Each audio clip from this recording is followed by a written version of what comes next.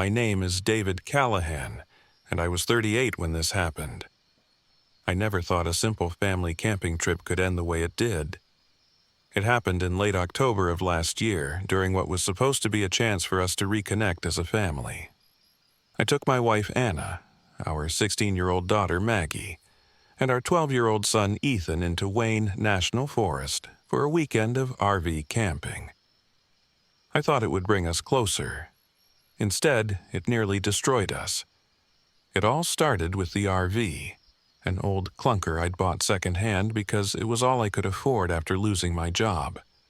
It wasn't perfect, but it was supposed to be an escape, a little bubble of family togetherness. Anna had her doubts. "This thing barely starts, David. Are you sure we're not just asking for trouble?" I brushed her off, not wanting to admit she might be right. By the time we reached the forest, tensions were already running high. Maggie had been glued to her phone the entire ride, complaining about how boring it was going to be. Ethan, ever the enthusiast, tried to tell her ghost stories he'd read online, but she shut him down with a sharp, "Grow up, Ethan." The first night went by uneventfully.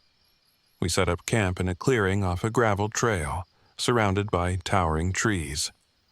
The air was crisp, the stars were bright, and for a moment I thought this trip might actually work, but things started to unravel the next morning.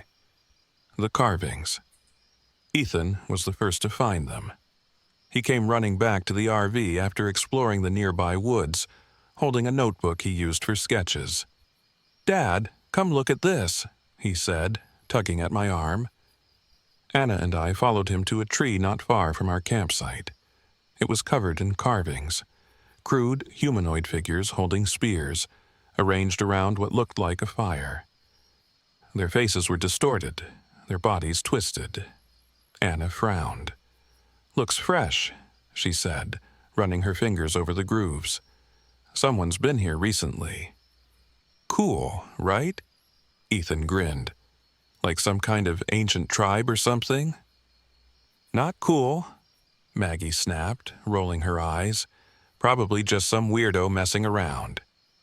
She turned back toward the RV, muttering about how much she hated the woods. I told myself she was right. Kids carving pictures in trees, it wasn't that strange. But something about the figures unsettled me. They seemed wrong. Whispers in the night. That night, things got worse. The RV generator, already unreliable, gave out completely, leaving us in the dark. We lit a few lanterns, but the cold crept in fast. Ethan and Maggie argued over who had stolen whose blanket, and Anna shot me a look that said, "This is your fault." It was around midnight when I heard the first whisper.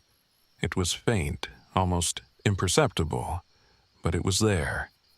A soft murmur just outside the RV. I sat up, listening. "Did you hear that?" I whispered to Anna. She nodded, her face pale. Voices.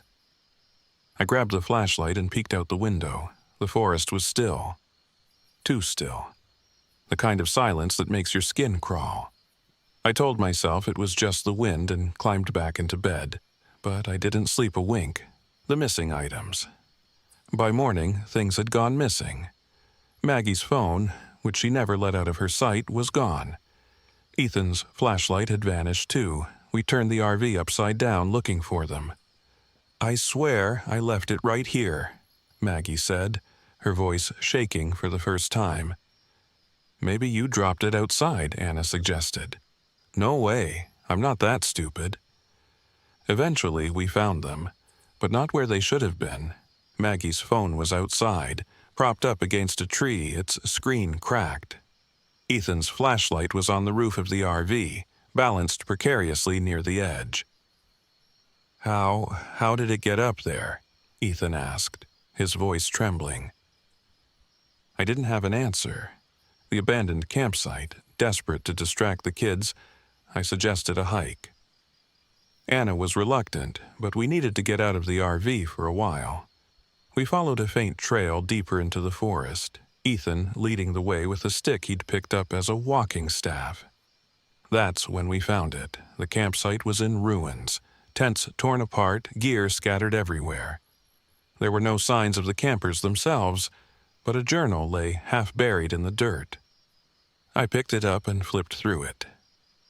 Most of the pages were filled with frantic scribbles, but one line stood out, written in shaky, uneven handwriting. "They're watching us. They never blink." Anna grabbed my arm. "David, we need to leave, now." The silent ones. It wasn't until we got back to the RV that we saw them. At first, I thought they were just shadows, but then they moved.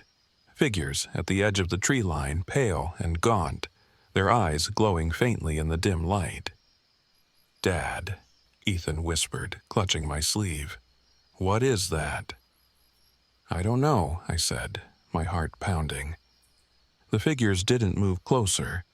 They just stood there, watching. And then, one by one, they began to retreat, disappearing into the darkness. The escape. I wanted to leave, but the RV wouldn't start. The engine sputtered and died, leaving us stranded. Anna and I argued about what to do. She wanted to take the kids and hike back to the main road, but I was worried we'd get lost. That night, the figures came closer. We heard them circling the RV, their footsteps crunching on the forest floor. They tapped on the windows, mimicking our voices. "Maggie, let me in," one of them said in Anna's voice. "Ethan, come outside," another whispered, sounding exactly like me. The kids were terrified. Anna and I barricaded the door and kept watch, praying for morning. The final stand. By dawn, we knew we had to make a run for it. I rigged the RV's gas tank to ignite, using a trail of gasoline and a lighter as a makeshift bomb. As the silent ones approached, I lit the trail and yelled for Anna and the kids to run. The explosion was deafening, and for a moment, I thought we'd escaped. But one of them, larger than the others, its face a twisted mask of rage, caught up to us. It grabbed me, its claws digging into my shoulder. "Go!" I shouted to Anna. "Get the kids out of here." She hesitated, tears streaming down her face, but she knew there was no choice. She grabbed Maggie and Ethan and disappeared into the trees. The creature snarled, dragging me to the ground. I fought back with everything I had, but it was too strong. As its claws raked across my chest, I thought of my family and hoped they'd make it out alive. The aftermath. Anna told me later that they found a ranger station miles down the road. A patrol came back to the site, but there was no sign of the silent ones, or me. Sometimes I wonder if I'm still out there, trapped in that forest, watching from the shadows. All I know is this: if you ever find yourself in Wayne National Forest, stay on the trails. And if you hear whispers in the night, don't look outside.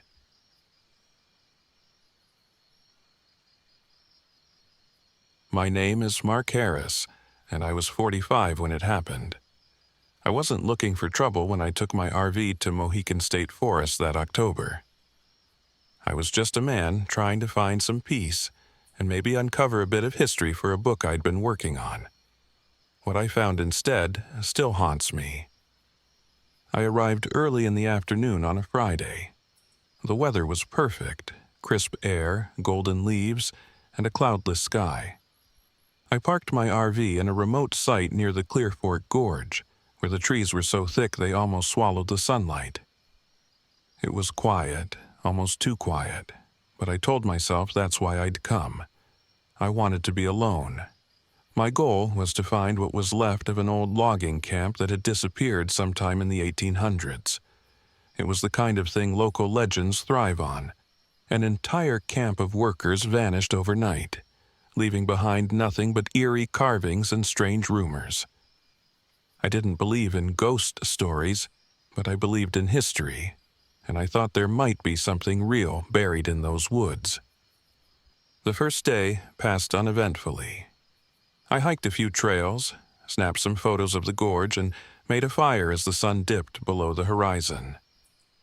Sitting by the flames, I allowed myself to relax, thinking maybe this trip would be the reset I needed. But things didn't stay peaceful for long. The warning signs. The next morning, I decided to go off the beaten path. I'd read about an overgrown trail that supposedly led to the old camp, though the park rangers didn't encourage visitors to use it. "That area isn't safe," one ranger, Ella, had warned me the day before. "Lots of sinkholes and unstable ground. Best stick to the marked trails." I nodded politely, but I wasn't about to let a warning stop me. I'd come too far. The trail was barely visible under the carpet of leaves. After an hour of climbing over fallen trees and pushing through thorny undergrowth, I found it. A small clearing with the remains of what must have been the logging camp. Rotting timbers jutted out of the ground like broken teeth, and rusty tools were scattered about, half buried in the dirt. In the center of the clearing stood a strange totem. It was made of animal bones, bound together with sinew and bits of leather. The bones were arranged in a spiral, and at the top was a skull, probably a deer's, but something about it looked wrong. The antlers twisted unnaturally, and the sockets seemed too large, too empty. I took a picture of the totem and jotted a few notes in my journal. "Crude but deliberate construction," I wrote. "Possible ceremonial purpose?" My skepticism kept me calm, but deep down I felt an unease I couldn't explain. The whispers begin. That night, back at the RV, I tried to write about what I'd found, but my pen kept skidding off the page as if the surface were slick. Frustrated, I closed the notebook and went outside to light a fire. As I sat there, staring into the flames, I heard it. A faint humming, like someone singing a lullaby just out of earshot. I turned, expecting to see another camper, but the forest behind me was empty. "Hello," I called out. The humming stopped. A cold breeze swept through the trees, extinguishing the fire. I scrambled for my flashlight, but the beam barely penetrated the dark. I thought I saw movement, just a flicker, something slipping between the trunks. But when I shone the light on the spot, there was nothing there. By the time I went back inside the RV, my hands were shaking. I locked the door, telling myself it was just the wind. The missing hours. The next morning, something strange happened. My watch had stopped at exactly 11:13 p.m., though I hadn't noticed it until now. I checked my phone, but its battery was dead despite being fully charged the day before. I opened my journal to jot down the details, but several pages were smeared with dirt. I didn't remember getting it dirty. Worse, one page had writing I didn't recognize. Jagged, looping letters spelling out words I couldn't read. I told myself someone must have played a prank on me, though the idea felt ridiculous. I hadn't seen a single person since arriving. The first encounter. Determined to finish my research, I headed back toward the clearing, following the same overgrown trail. As I walked, I noticed things I hadn't seen before. Claw marks on the trees, forming a spiral pattern, and piles of stones stacked like cairns along the path. When I reached the clearing, it felt different. The air was heavier, and the shadows seemed darker than they should have been. That's when I saw it. At the edge of the clearing, half hidden among the trees, stood a figure. It was impossibly tall, with long, spindly limbs and a face I couldn't make out. For a moment, I thought it might be a trick of the light, but then it moved, just a subtle tilt of the head, as if it were watching me. My chest tightened. I took a step back, then another, and the figure stepped forward. Slowly, deliberately. I turned and ran. The chase. By the time I reached my RV, I was out of breath, my heart hammering in my chest. I slammed the door shut and locked it, fumbling for my keys. When I tried to start the engine, it sputtered and died. "Come on," I muttered, turning the key again and again. Nothing. A faint tapping sound came from outside like fingernails on metal, It moved around the RV, circling it. I grabbed a knife from the kitchen drawer and held it tightly, though I had no idea what I planned to do with it. The tapping stopped. For a moment, there was silence. Then, from just outside the window, I heard a voice. "Mark," it whispered. My blood ran cold. It sounded like my father's voice, soft, familiar, and impossibly wrong. "Mark," it said again, louder this time. I didn't answer. The ritual. As dawn approached, I knew I couldn't stay in the RV. I had to do something.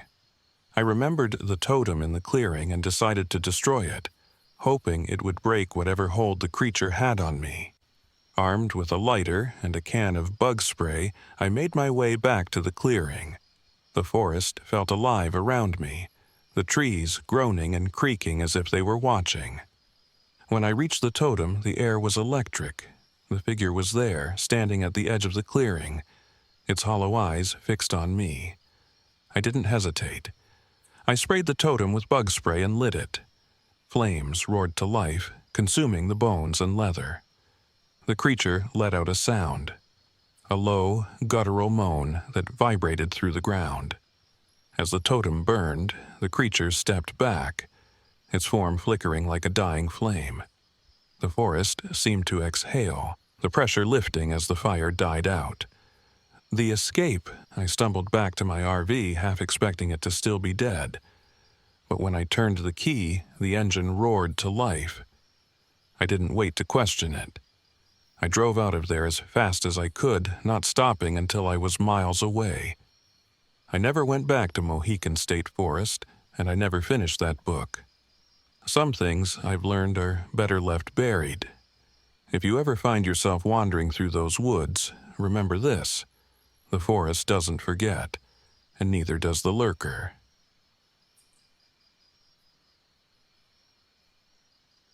My name is Jake Harper, and I was 28 years old when this happened. It was the kind of trip you never forget, not because it was beautiful or fun, but because it was the closest I've ever been to death. This was 3 years ago, deep in Wayne National Forest, Ohio. I've told the story a dozen times, but no one ever believes me. Sometimes I barely believe it myself. It started as a weekend camping trip. I'd been planning it for weeks. Me, my girlfriend Carly, and our 2 friends Eli and Nia. We weren't exactly a tight-knit group. Carly and I had been dating for a year, and things were rocky. She said I didn't open up enough, that I was always trying to prove something. She wasn't wrong. Eli, my oldest friend, was there mostly because he didn't want to seem like a coward. He'd teased me about my obsession with survival gear, but reluctantly agreed to join. Nia was Carly's best friend, a smart and cautious counterbalance to Eli's impulsiveness. She was the only one who seemed hesitant about the whole thing. We arrived at Wayne National Forest on a Friday afternoon, parking our RV at the edge of a lesser-known trail. The air was crisp, the kind of fall weather that made you want to breathe deeply. I'd chosen this spot because it was remote, far from the main camping areas. I wanted to prove I could lead a group into the wild and bring them back safely. "You sure we won't get lost out here?" Nia asked, looking at the dense trees. "Not a chance," I said confidently, holding up my map and compass. Carly smirked. "He's been prepping for this for weeks. He probably knows these woods better than the rangers." Eli rolled his eyes, but didn't comment. He had already complained about the drive and wasn't thrilled about leaving the RV behind for the night. We hiked for hours, the trail narrowing until it was barely visible under the fallen leaves. By the time we found a clearing to set up camp, the sun was dipping below the horizon. That's when the first sign of trouble appeared. "Where are the stakes?" Carly asked, holding up the flaps of her tent. I rummaged through my pack. "They should be. Damn it, I must have left them in the RV." Eli laughed, Great job, survival expert. It's fine, I snapped. We'll use rocks to anchor it. My face burned with embarrassment, but I pushed it aside. I couldn't afford to look incompetent. That night, as we sat around the fire, Carly brought up the local folklore. Anyone heard of the wendigo? She asked, grinning. Isn't that a cryptid or something? Eli said, chewing on a granola bar. It's more than that, Carly said. It's a spirit from Native American legends. Supposedly, it preys on people who get lost in the woods. It starts as a person but turns into a monster after eating human flesh.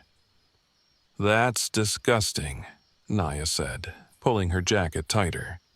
Why would you bring that up? Carly shrugged. Thought it might make for a good story.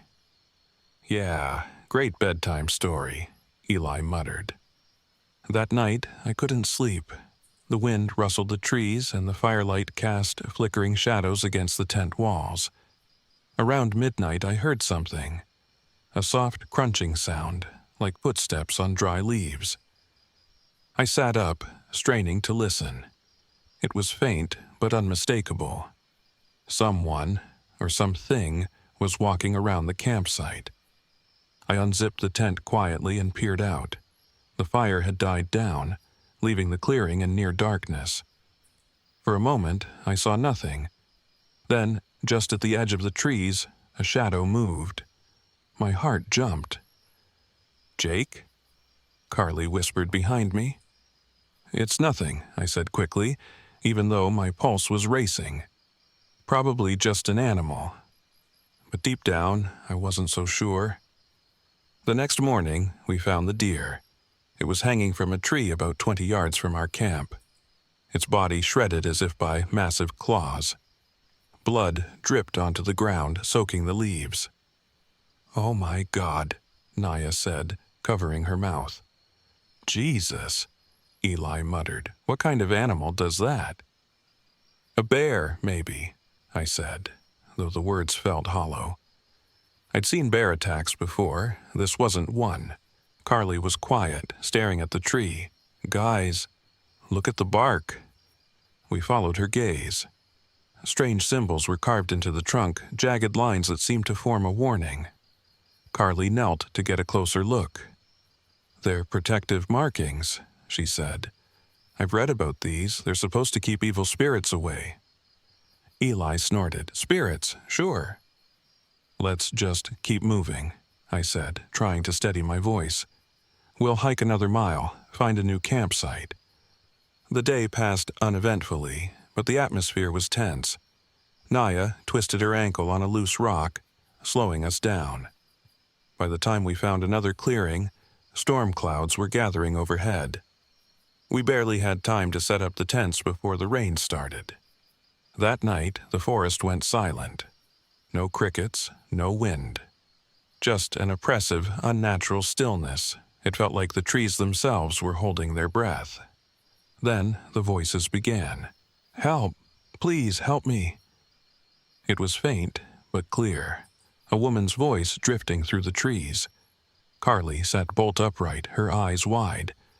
Did you hear that? She whispered. Yeah, I said. My stomach nodded. It's probably just the wind.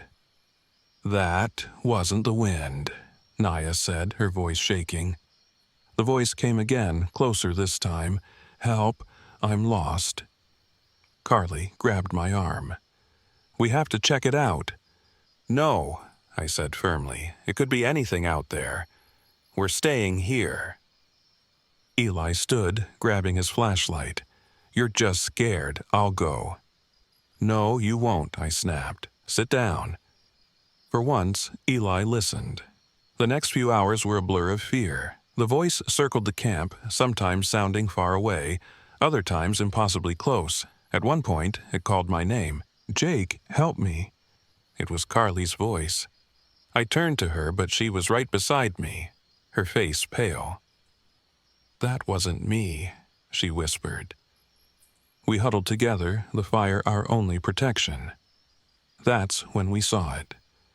At the edge of the clearing, a figure stood. It was tall, impossibly thin. its limbs too long for its body. Antlers jutted from its skull-like head, and its eyes were empty sockets. The stench of rot filled the air. The wendigo. It didn't attack right away. It just stood there, watching, as if deciding which of us to take first. Then it moved. A jerky, unnatural motion that made my skin crawl. It circled the camp, staying just out of the firelight. "Don't look it in the eyes," Carly whispered. "It feeds on fear." "What do we do?" Naya asked, her voice trembling. Carly thought for a moment. "We need to keep the fire going. It's afraid of fire." We scrambled to gather wood, our movements frantic. The wendigo growled. A low, guttural sound that made my blood run cold. Eli panicked, running into the woods. "Eli!" I shouted, but he was gone. For hours we stayed by the fire, the wendigo pacing just beyond the light. At some point, Eli's screams echoed through the trees, then stopped abruptly. Naya sobbed, but Carly held her, whispering words of comfort. As dawn broke, the wendigo vanished. We wasted no time packing up and leaving. We found Eli's flashlight on the trail, but no sign of him. Back at the RV, we sat in silence, too shaken to speak. I couldn't stop replaying the events in my head. The wendigo wasn't just a story, it was real, and it had taken Eli. Carly finally broke the silence. "We need to tell someone." "And say what?" I said bitterly. "That a monster killed our friend?" She didn't answer. None of us did.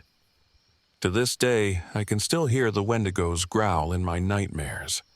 I don't go camping anymore, and I avoid Wayne National Forest like the plague. Some things are better left alone.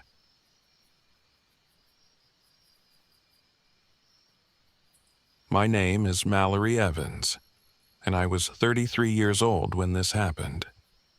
It was supposed to be a routine photography trip, just me, my camera, and the solitude of Cuyahoga Valley National Park. I'd been to dozens of parks across the country, and I'd always found peace in the quiet, the kind of stillness that city life could never offer. But this time was different.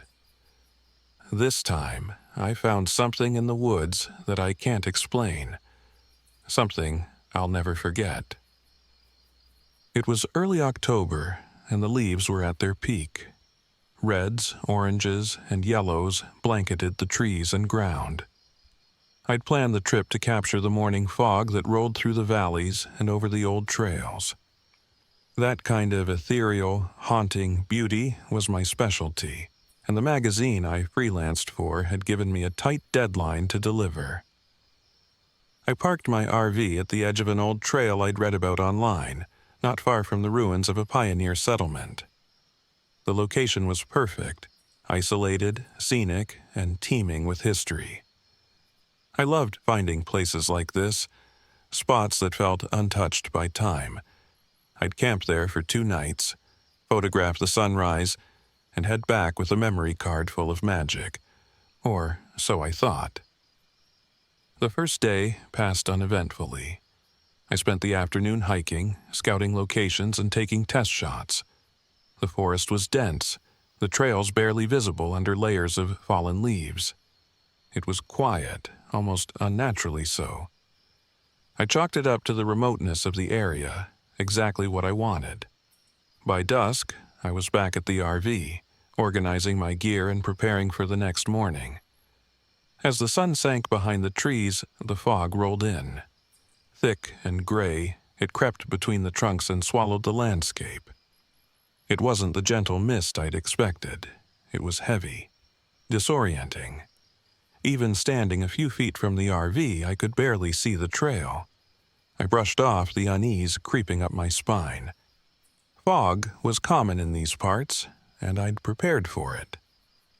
I locked up the RV and settled in for the night, the sound of the wind rustling the trees lulling me to sleep. The first sign that something was wrong came the next morning. I woke early, eager to catch the sunrise, but when I stepped outside, I froze. the fog hadn't lifted.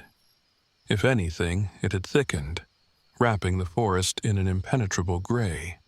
The air was cold and damp, and an unnatural silence hung over the woods. No birds, no insects, just nothing. I shook it off and grabbed my camera. Maybe the fog wasn't ideal for a sunrise shot, but it could add a moody, mysterious quality to the photos. I followed the trail I'd marked the day before, careful to keep my bearings. But the further I went, the more disoriented I became. The fog seemed to shift and move, closing in around me. After what felt like an hour, I realized I'd lost the trail. I cursed under my breath and tried to retrace my steps, but the forest all looked the same in the haze. Panic bubbled in my chest, but I forced it down. I had a good sense of direction. I'd find my way back. That's when I heard it. A faint giggle, high-pitched and childlike, drifting through the fog. I stopped in my tracks, my heart thudding in my ears. "Hello?" I called out. My voice felt small, swallowed by the mist. No answer. Just another giggle, closer this time. I turned in circles, scanning the trees, but saw nothing. My hand tightened on my camera, the only solid thing in an increasingly unreal world. "Is someone there?" I tried again. This time, there was a response. A child's voice, soft and trembling. "Help! I'm lost!" Every instinct told me to run, but I couldn't ignore it.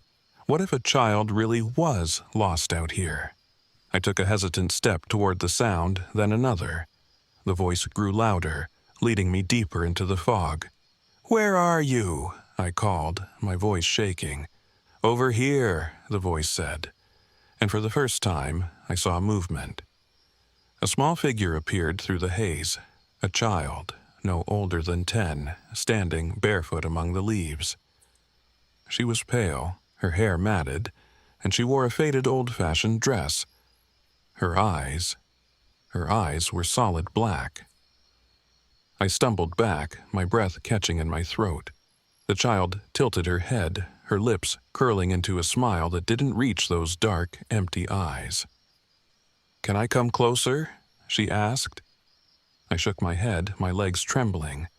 "No. Stay back." Her smile widened. "Please, I'm cold, I'm scared." I didn't move.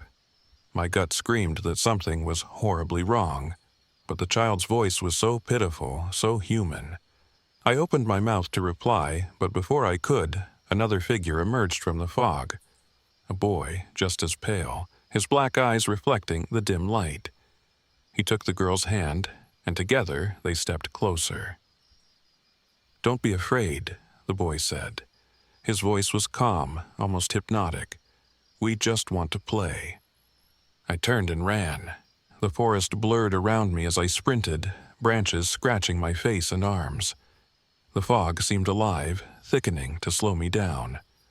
Behind me, the children's laughter rang out, echoing unnaturally through the trees. "Mallory," they called, their voices sing-song. "Come back." How did they know my name? My lungs burned as I stumbled through the woods, desperate to find my RV. The laughter grew louder, closer. I didn't dare look back. Finally, I saw it. A small cabin, weathered and half hidden by the mist. I didn't think twice. I threw open the door and slammed it shut behind me, bolting it with trembling hands. The inside was dark and damp, filled with the scent of rotting wood. Symbols were carved into the walls, strange, angular markings I didn't recognize. The laughter stopped. I pressed my ear to the door, straining to listen. The silence was deafening. Then a soft knock. "Mallory," the girl's voice said. "Please let us in, we're scared." I backed away, my chest heaving. "Go away," I whispered. The boy's voice followed. "You'll feel better if you let us in. Just open the door." I clenched my fists, trying to steady myself. "You can't come in." There was a long pause. Then the girl spoke again, her tone darker, angrier. "You'll die out here." I don't know how long I stayed in that cabin. The children circled it, their footsteps crunching in the leaves outside. Sometimes they knocked. Sometimes they whispered through the cracks in the walls. At one point, I swore I heard my mother's voice, soft and comforting, calling my name. It took everything I had to ignore it. The journal was what kept me sane. I found it on a rickety table in the corner, its pages yellowed and brittle. It belonged to someone named Henry, dated over 50 years ago. He'd written about encountering the same black-eyed children, about how they'd appeared at his camp, begging for help. He'd let them in, and they'd taken everything from him, his strength, his will, his life. They cannot enter unless invited. Henry had scrawled in shaky handwriting, "Do not speak to them. Do not let them in." The night stretched on, endless and oppressive. My head throbbed, and my body felt heavy, like the air itself was pressing down on me. I forced myself to stay awake, to keep reading Henry's desperate warnings. He hadn't made it, but I would. Finally, the first light of dawn seeped through the cracks in the cabin walls. The fog began to lift, and the oppressive weight in the air faded. I stepped outside, my legs weak and unsteady. The forest was silent again, but this time it felt natural. The black-eyed children were gone. I stumbled back to the RV, my mind reeling. The windows were covered in tiny black handprints, smeared across the glass like a child's drawing. I climbed inside, locked the doors, and drove away without looking back. I haven't camped alone since that trip. Sometimes I still hear their laughter, faint and distant, when I'm falling asleep. The photos I took that day were mostly ruined by the fog, but in a few of them, I can see blurred shapes in the background. Small figures, watching from the trees. I try not to think about what would have happened if I'd opened the door.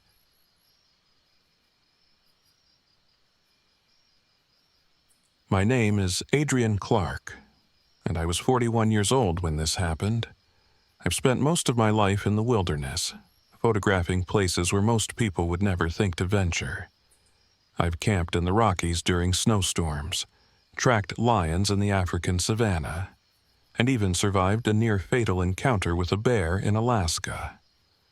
I've always prided myself on my ability to handle whatever nature throws at me. But nothing prepared me for what I encountered in Mohen State Park. This happened 3 years ago during a solo trip to the park. I was working on a photo series about Ohio's old-growth forests, and Mohican's Clear Fork Gorge was my next stop. I'd read about the park's massive trees and abundant wildlife, and I was excited to capture its raw beauty. I arrived in my RV on a crisp October morning, the air filled with the scent of fallen leaves. It felt perfect. I parked in a small, secluded lot near the edge of the gorge. As I was unloading my gear, a park ranger approached. He was an older man with a grizzled beard and a serious expression. "Heading into the gorge?" he asked. "That's the plan," I said, double-checking my camera equipment. He hesitated, then said, "Avoid the trail west of the gorge. Locals call it the Witch's Path. It's not on any map for a reason." I raised an eyebrow. "Why's that?" His gaze shifted to the trees. "It's just not safe. Strange things happen there. People get lost, and some don't come back. You'd do well to steer clear." I'd heard warnings like this before, tales meant to keep tourists from wandering into dangerous areas.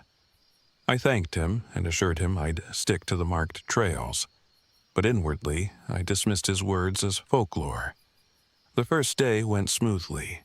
I spent hours hiking through the gorge, photographing moss-covered rocks, towering hemlocks, and the golden light filtering through the canopy. The park was stunning, and the isolation was exactly what I needed. By the time I returned to my RV that evening, I was exhausted but satisfied. The trouble began the next morning. The sun was just breaking over the horizon when I set out again. My plan was to follow a side trail I'd spotted the day before, one that seemed less traveled. It led deeper into the forest, where I hoped to find more wildlife. I hadn't gone far when my camera started acting up. The battery indicator flashed red, even though I'd charged it the night before. "Great," I muttered, swapping it for a spare. But the same thing happened. Within minutes, the second battery was drained too. Frustrated, I switched to my backup camera, which seemed to work fine. I chalked it up to bad luck and continued. As I moved deeper into the forest, I noticed something odd. The trees seemed off. Many of them were twisted and gnarled, their trunks bulging in unnatural shapes. And then there were the carvings. Faces etched into the bark. So detailed and lifelike they seemed to be staring back at me. Each one wore an expression of terror, mouths open in silent screams. A chill ran down my spine. I told myself it was just someone's idea of art, but the sheer number of them unsettled me. The further I went, the more faces I saw, some so old they were barely visible beneath the moss. Around midday, I stumbled upon a cabin. It was small and dilapidated, its roof sagging under years of decay. It looked like it had been abandoned for decades. Curiosity got the better of me, and I stepped inside. The air was damp and musty, and the floor creaked under my boots. On a rickety table I found an old journal. The cover was cracked leather, the pages yellowed with age. Flipping through it, I saw entries written in a messy scrawl. It belonged to someone named Samuel, a logger from the 1940s. His words described strange occurrences in the forest, whispers at night, shadowy figures, and the feeling of being watched. One entry caught my eye. "The witch watches us. The trees are hers. She turns the disrespectful into bark and roots. We are not welcome here." The final page was a frantic warning. "Do not look into her eyes. Do not stay after dark. She will find you." I set the journal down, my stomach twisting. It was probably just an old campfire story, I told myself. Still, the eerie atmosphere of the cabin made me eager to leave. As I stepped outside, I froze. A figure stood in the distance, partially obscured by the trees. It was a woman, tall and thin, draped in tattered black robes. Her face was hidden by a hood, but even from a distance, I could feel her gaze. I turned and hurried back toward the trail, my heart pounding. When I glanced back, she was gone. The sun dipped low as I made my way back toward the RV. I was walking faster now, the forest closing in around me. That's when the whispers started. At first, they were faint, barely audible over the crunch of leaves beneath my boots. But they grew louder, overlapping, until it sounded like a crowd was murmuring in a language I didn't understand. I spun around, but no one was there. The faces in the trees seemed to watch me, their expressions shifting subtly when I wasn't looking. I quickened my pace, but the whispers followed, circling me, coming from every direction. "Who's there?" I shouted, my voice cracking. The whispers stopped. Then a voice, clear, cold, and feminine, spoke from the shadows. "You should not be here." I turned and saw her again, standing just a few feet away. Her hood had fallen back, revealing a gaunt, pale face. Her eyes were black voids, empty and endless. I stumbled backward, tripping over a root. "Stay away!" I shouted. She tilted her head, her lips curling into a faint smile. "You think this forest belongs to you. You take from it, but you give nothing back." "I didn't take anything," I said, my voice shaking. Her smile widened. "You took its image, its soul." She pointed a bony finger at my camera. "Leave it, and I may let you go." Panic clawed at my chest. The camera was my livelihood, my identity. I couldn't just leave it. But as I hesitated, the air around me grew heavier, the whispers returning, louder and angrier. The trees seemed to lean closer, their branches reaching toward me like skeletal hands. "Decide," she said, her voice echoing in my head, "or join them." I looked around, and for the first time, I noticed something horrifying. The faces in the trees were moving, their eyes darting toward me, their mouths opening and closing silently. With trembling hands, I unstrapped my camera and placed it on the ground. The witch's dark eyes bored into mine as she stepped forward, her fingers brushing the camera's surface. Then, without a word, she vanished, the whispers fading with her. I didn't stop running until I reached my RV. My hands shook as I started the engine and pulled onto the gravel road, not daring to look back. When I reached the main road, I finally exhaled, my body sagging with relief. But the terror didn't end there. Weeks later, I received a package in the mail with no return address. Inside was a photograph, a picture of me in the forest, standing in front of the twisted trees. And behind me, barely visible in the shadows, was her face.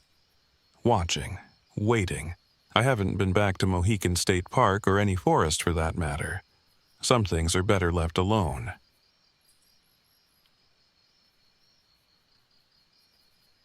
My name is Ben Walker. I was 15 when it happened. This story takes place in the summer of 2022 during a family RV trip to Zaleski State Forest in Ohio. I wasn't excited about it, not even a little. I'd rather have stayed home gaming or hanging out with friends. But my dad, Greg, was all about the family bonding experience. He said the trip would make us stronger as a family. He couldn't have been more wrong. It started out like any other trip, with Dad barking orders as we packed, Mom worrying over every little detail, and my sister Ellie bouncing around like she was about to discover buried treasure in the woods. She's 12 and full of energy. Too much energy, if you ask me.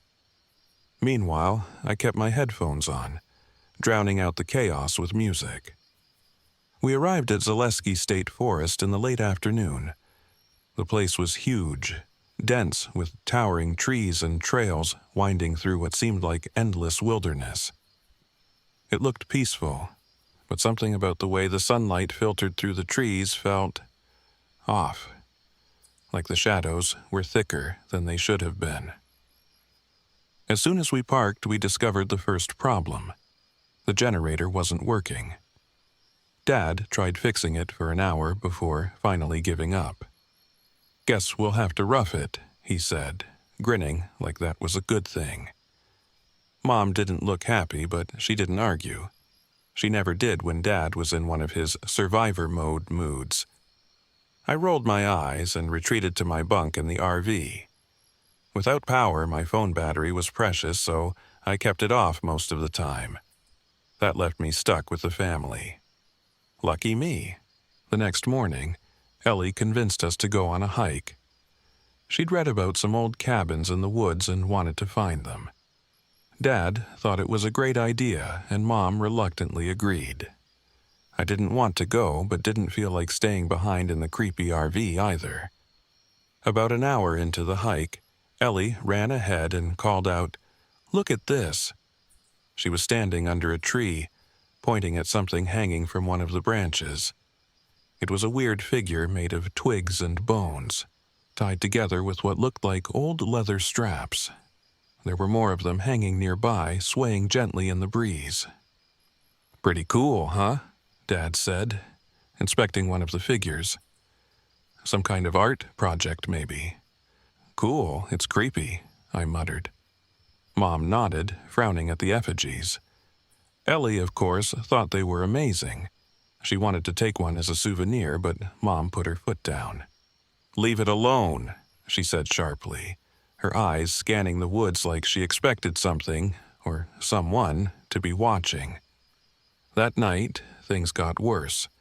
We were sitting around a campfire trying to enjoy marshmallows when I thought I heard something. It was faint at first, like the rustle of leaves, but then it grew clearer. Whispers.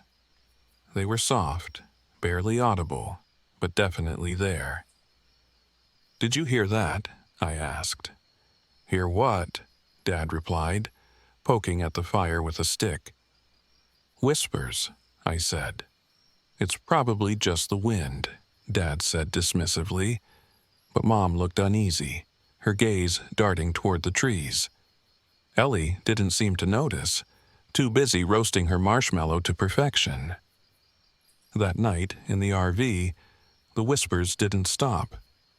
They were louder, closer. I couldn't sleep. Around 2 a.m., I crept to the front of the RV to look outside. The fire had died down, but something was moving in the shadows. I couldn't make out what it was, but it wasn't an animal. It was too tall, too human. The next morning, I wasn't the only one who'd had a bad night. Mom looked pale, and Ellie seemed quieter than usual. When Dad went outside to grab the food cooler, he froze. "Where's the rest of it?" he muttered. We all gathered around the cooler. Half of our supplies were gone: bread, fruit, some canned goods. "It must have been raccoons," Dad said, but I could tell he didn't believe it. The cooler had been locked shut. "Raccoons can't open locks," I pointed out. Dad glared at me. "Maybe you didn't close it properly." We decided to cut the trip short after that. Dad insisted we take one last hike before leaving. He wanted to find a trail that looped back to the main road, which he said would be faster than driving the winding forest paths. Mom didn't argue, but I could tell she didn't want to go. About an hour into the hike, Ellie spotted something through the trees. "There's a cabin over there," she said, running toward it. It wasn't just a cabin, it was a wreck. The roof was caved in, the walls rotting, and the door hanging off its hinges. Bones littered the ground outside, some of them animal, but others weren't. Inside, we found crude carvings on the walls, strange symbols and jagged figures that looked like humans but weren't. The air inside was heavy, thick with a smell I couldn't place but made my stomach churn. Ellie started to cry. "I don't like it here," she said. "We're leaving," Dad said firmly, grabbing her hand. As we turned to go, I saw something, or someone, standing in the trees. It was tall and thin, its skin pale and stretched tight over its bones. Its eyes glinted in the dim light, and it was watching us. We rushed back to the RV, but when we got there, we found the tires slashed. "This is ridiculous," Dad muttered, pacing back and forth. "We'll have to hike to the ranger station." That night, the whispers returned, louder than ever. They surrounded us, coming from every direction. The RV shuddered as something scratched at the walls, long and slow. I could hear Ellie sobbing in her bunk, and Mom trying to calm her down. Dad grabbed a flashlight and a hunting knife, muttering, "I'm going out there." "Are you insane?" Mom hissed, grabbing his arm. "We can't just sit here," he shot back. He opened the door and stepped outside, shining the flashlight into the trees. The beam caught a figure, no, several figures, standing just beyond the firelight. They were like the thing I'd seen earlier, pale, emaciated, their limbs too long, their movements too jerky to be human, and they were closing in. Mom grabbed the fire poker and handed it to me, telling me to keep it ready. Dad was shouting, trying to scare them off, but the creatures didn't flinch. Instead, one of them let out a low, guttural sound that sent chills down my spine. Then, Ellie screamed. One of the creatures was clawing at the window near her bunk, its hollow eyes fixed on her. I swung the fire poker at the window, shattering the glass and startling it enough to make it back off. "Get in the car," Dad yelled. "Now!" We piled into the RV and Dad turned the key. Miraculously, the engine roared to life. He gunned it, the RV lurching forward on its shredded tires. The creatures chased us, their inhuman howls echoing through the forest. But we didn't stop, not until we reached the main road. We reported what happened to the rangers, but they didn't believe us. "Probably just some locals messing with you," one of them said with a shrug. We didn't argue, we just wanted to get out of there. A few days later, I went through the recordings on my phone. Most of it was static, but there was one clip from the night in the RV. A voice whispered, clear as day, "You'll come back." I deleted it immediately, but sometimes, late at night, I still hear those whispers, and I know we were lucky to get out alive.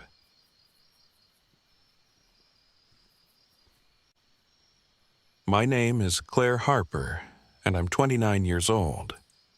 This story happened in the summer of 2023 during one of my solo RV trips through Ohio. I'd been traveling the Midwest, gathering material for a book about forgotten legends of America. I'd always considered myself a rational person, someone who loved exploring strange tales but never truly believed them. That all changed when I spent a night in Hell Hollow. I'd heard about the place from an old book on Ohio folklore. Hell Hollow Wilderness area in Lake County was steeped in eerie tales. A 19th century preacher who vanished along with his entire congregation, strange lights in the woods, and a curse that supposedly claimed the souls of anyone who lingered too long. It sounded perfect for my book, one more spooky story to add to the collection. But what I found there was no story. It was real. I parked my RV in the trailhead lot just before sunset. The area was more remote than I'd anticipated. The road leading in had been rough and overgrown, and I hadn't seen another vehicle for miles. The forest here was thick and dark, even in daylight, with trees so tall and dense that they blocked out the sky. It was quiet, too, eerily so. No bird song, no rustling leaves, just silence. As I gathered my gear, camera, notebook, flashlight, and a small pack of supplies, a voice startled me. "You're heading into Hell Hollow, ain't ya?" An old man called out. He'd appeared from nowhere, standing at the edge of the lot, leaning on a cane. His face was leathery and weathered, with sharp, piercing eyes that seemed to look right through me. "I am," I said, trying to sound confident. "I'm a writer, researching the legends." The old man gave a dry laugh. "Legends, huh? That what you call 'em? Ain't nothing but death in those woods now. You best stay out. Folks go in there, they don't come back, right? If they come back at all." I forced a smile. "I'll be careful." He stared at me for a long moment, then shrugged. "Suit yourself. Just don't follow the lights." With that, he turned and shuffled back into the trees, disappearing as quickly as he'd come. The trail into the hollow was narrow and winding, cutting through steep ridges and dense underbrush. I set up camp a few miles in, just off the main path, and started taking notes on the landscape. The air felt heavy here, like the forest was pressing down on me. I brushed off the feeling as nerves. As the sun set, the silence grew even deeper. I built a small fire and sat down with my notebook, jotting down impressions of the place. That's when I noticed it. My compass was spinning. I tapped it, thinking it was broken, but it kept turning, never settling on a direction. The fire suddenly seemed too small, the shadows around me too deep. I told myself it was just my imagination and went to bed, locking myself in the RV. But sleep didn't come easily. Outside, I could swear I heard faint whispers, too soft to make out, but unmistakably there. I told myself it was the wind and eventually drifted off. Around midnight, I woke to a faint light outside the window. Groggy, I rubbed my eyes and sat up. The light was moving, bobbing gently, like a lantern being carried by someone. My first thought was that it might be another camper, though I hadn't seen anyone else on the trail. Grabbing my flashlight, I stepped outside. "Hello?" I called, my voice breaking the oppressive silence. No answer. The light hovered at the edge of the trees, just far enough to keep me chasing it. Against my better judgment, I followed. The light led me deeper into the woods, the trail disappearing beneath my feet. The trees seemed to close in, their gnarled branches twisting together above me. The air grew colder, and the whispers I'd heard earlier returned, louder this time. They seemed to come from all around, murmuring just beyond understanding. The light stopped in a clearing. In the center stood a crumbling chapel, its roof caved in and its walls blackened with age. I approached cautiously, the hairs on the back of my neck standing on end. The door was barely hanging on its hinges, and inside the smell hit me, something acrid and metallic, like burnt flesh. The interior was worse. Bones littered the ground. Animal, I told myself, though some looked disturbingly human. The walls were carved with strange symbols I couldn't recognize, and an old, tattered Bible sat on a makeshift altar, its pages scorched and unreadable. I was about to turn back when I heard it, a low, booming voice, reciting scripture in a language I didn't understand. It was coming from behind me. Spinning around, I saw him. A gaunt figure stood in the doorway, his face obscured by shadow. He wore what looked like a preacher's robe, though it was tattered and blackened like it had been through a fire. His eyes burned with an unnatural red light, and his voice, deep and resonant, seemed to echo inside my skull. "Welcome to my flock," he said, his mouth twisting into a ghastly smile. I stumbled back, tripping over a pile of bones. The preacher stepped closer, his lantern casting an unnatural glow that seemed to warp the space around him. "You've come seeking truth," he said, his voice growing louder. "I will show you the way." The chapel began to shift, the walls closing in as the symbols on them glowed with an eerie red light. The whispers grew deafening, and the air became so thick I could barely breathe. I bolted for the door, but the preacher raised his hand, and the trees outside seemed to move, their branches forming a barrier. "You cannot leave," he said, his voice shaking the ground. "This is sacred ground, my ground." I don't know where I found the courage, but I screamed, "Stay away!" and threw the flashlight at him. It passed through his body like he wasn't even there, but it distracted him long enough for me to break through the wall of branches. I ran blindly, the lantern light following me, flickering through the trees. The forest seemed alive, the path shifting under my feet. No matter how far I ran, the whispers stayed with me, and the preacher's voice rang out, calling me back. In my desperation, I remembered the symbols I'd seen in the chapel. My hand shook as I grabbed a stick and began scratching them into the dirt around me, forming a rough circle. As I completed the last mark, the whispers stopped, and the lantern light flickered, then vanished. For a moment, there was silence. Then, from the darkness, the preacher's voice boomed. "You cannot escape me. You will return." I found my RV at dawn, though I don't remember how. The tires were slashed, and scorch marks covered the hood. I drove out of there on sheer adrenaline, not stopping until I reached the nearest town. I reported what happened to the local ranger, but he just shook his head. "Hell Hollow gets to people," he said. "It's easy to get lost out there. Play tricks on your mind." I knew better. What I saw wasn't a trick. When I got home, I opened my notebook to find pages filled with writing I didn't remember doing. Passages from the Bible, rewritten in the preacher's voice. And every night since, I've dreamt of his lantern, glowing in the darkness, waiting for me to return.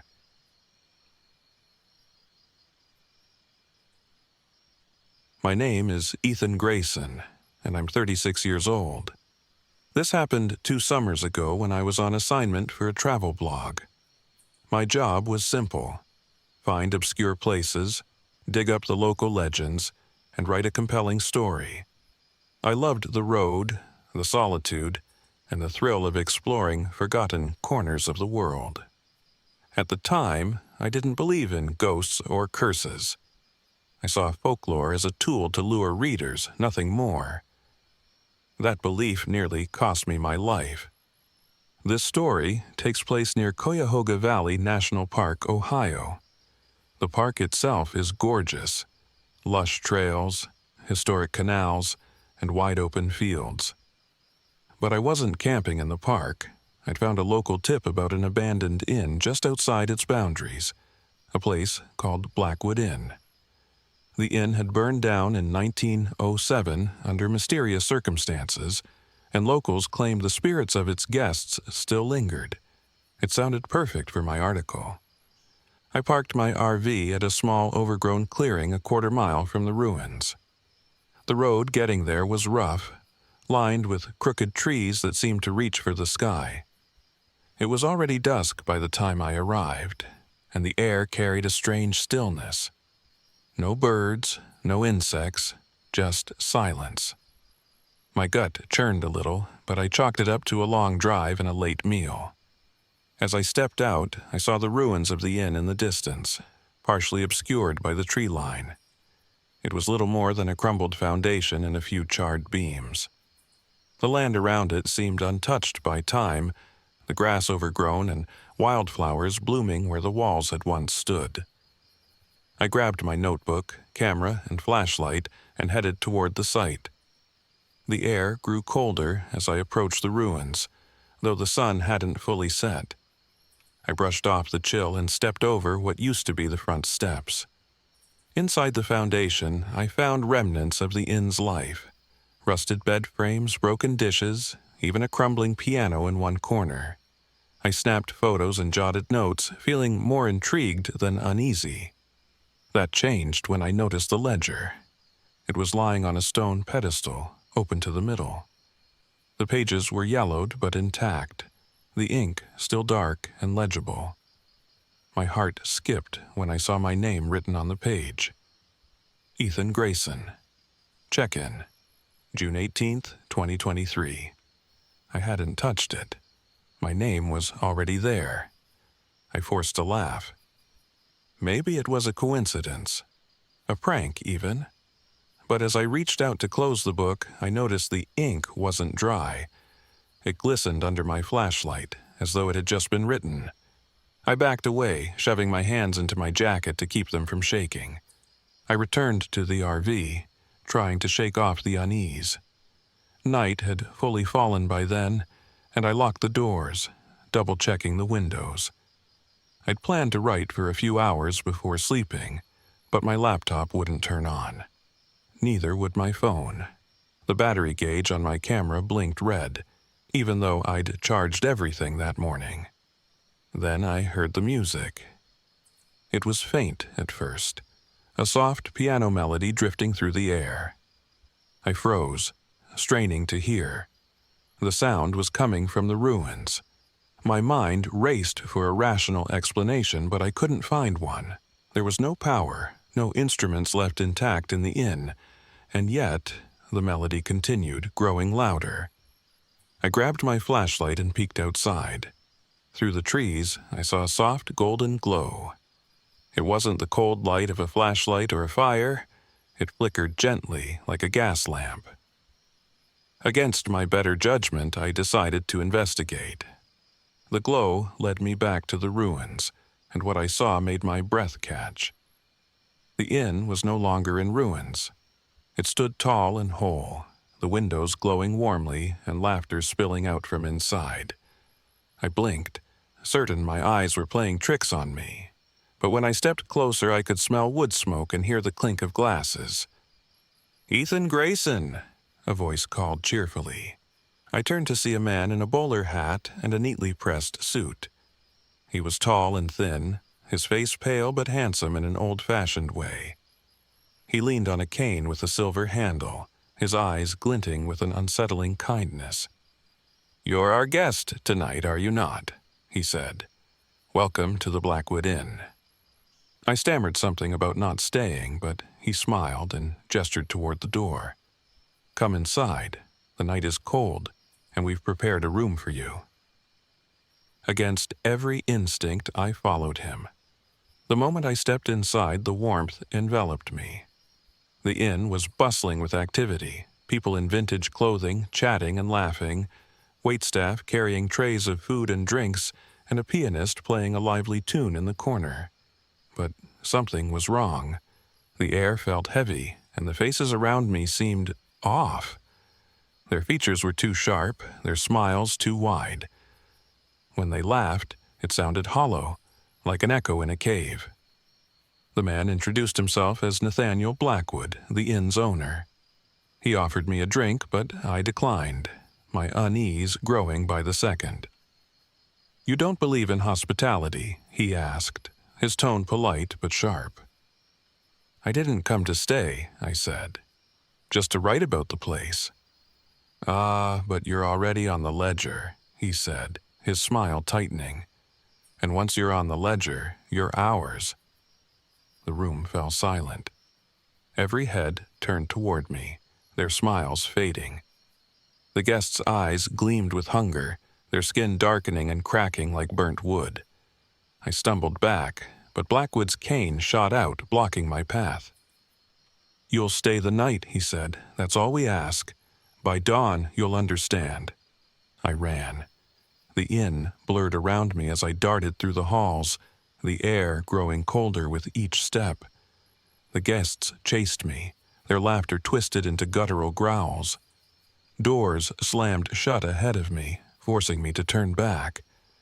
When I finally found an exit, I burst into the night, gasping for air. The ruins were back. The inn was gone, its warmth replaced by silence.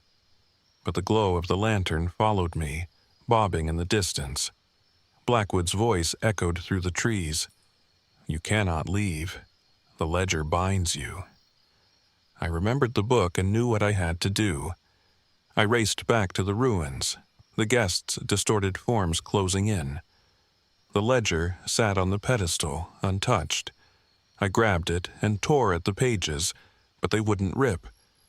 The book seemed to writhe in my hands, its ink glowing like embers. Blackwood appeared, his figure taller and more grotesque than before. "Destroying it won't save you," he said, his voice booming. "You're already ours." I remembered the cane he carried, the silver handle shaped like a key. If the ledger was the trap, the cane was the lock. With the last of my strength, I lunged at him, grabbing the cane. He roared as I wrenched it from his grasp and threw it into the ruins. The moment it hit the ground, the glow of the lantern vanished, and the guests' forms dissolved into ash. The night was silent again. I staggered back to the RV, my heart pounding, and drove until the sun rose. When I finally stopped, I noticed something chilling. The ledger was in my passenger seat, my name still written inside. I burned it.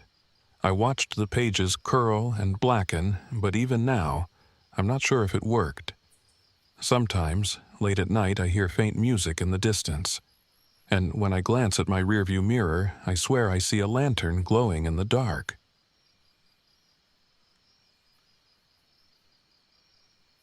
My name is Cassie Morgan, and I'm 28 years old. This happened 2 years ago, in the fall of 2021, when I decided to reconnect with my two best friends on a camping trip to Mohen State Park in Ohio. I had no idea how much that trip would change our lives, or how close we'd come to losing them.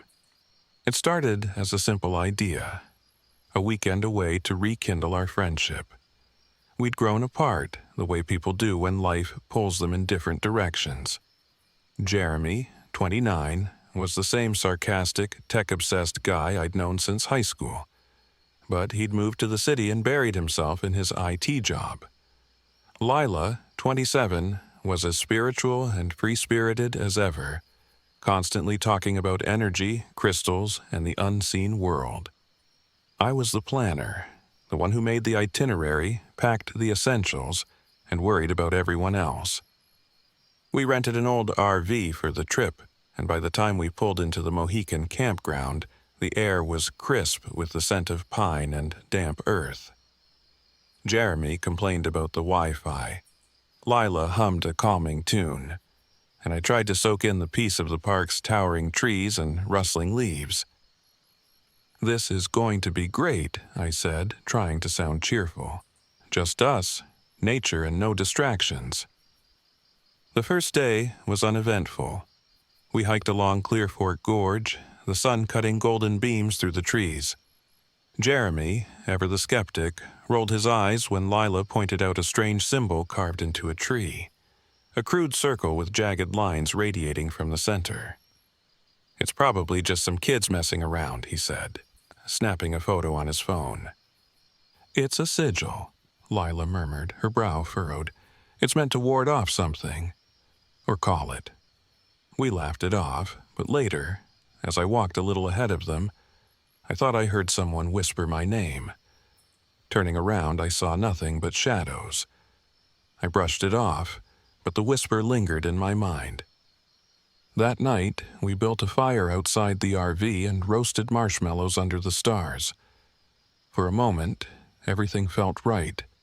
The tension between Jeremy and Lila simmered down, and we shared stories like we used to. But when the fire died, the woods seemed darker than they should have been. A tapping sound echoed from the RV, faint but steady, like someone drumming their fingers on the roof. "Probably a branch," I said, though I didn't believe it. We went inside, locked the doors, and tried to sleep. The next morning, Jeremy found something disturbing. Deep scratches marred the side of the RV, long and deliberate, as if made by claws. "What kind of animal does this?" he asked, his voice shaky despite his attempt at bravado.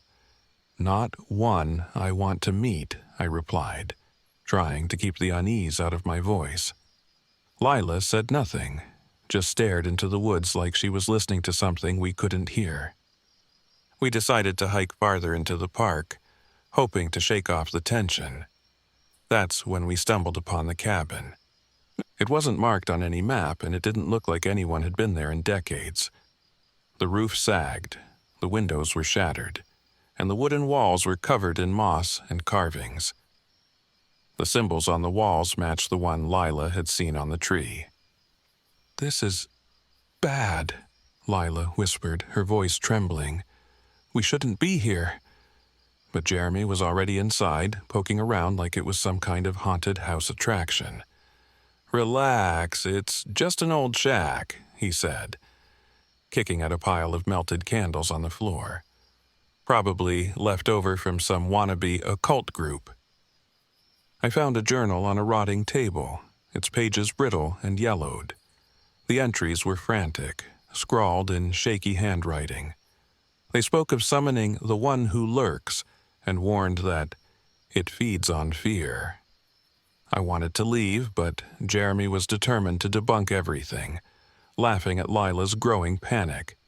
"This is why no one takes ghost stories seriously," he said. "They're all just—" A loud thump on the roof silenced him. We froze, staring at each other in the dim cabin. The thump came again, followed by a scratching sound, like nails dragging across the wood. I wanted to believe it was an animal, but deep down, I knew better. "We need to go," Lila hissed, grabbing my arm. "Now!" We ran back to the RV, the sound of footsteps, too heavy, too deliberate, echoing behind us. When we reached the RV, I fumbled with the keys, my hands shaking, while Jeremy yelled for me to hurry. The engine roared to life, and we sped away, leaving the cabin and its terrifying presence behind. But the nightmare wasn't over.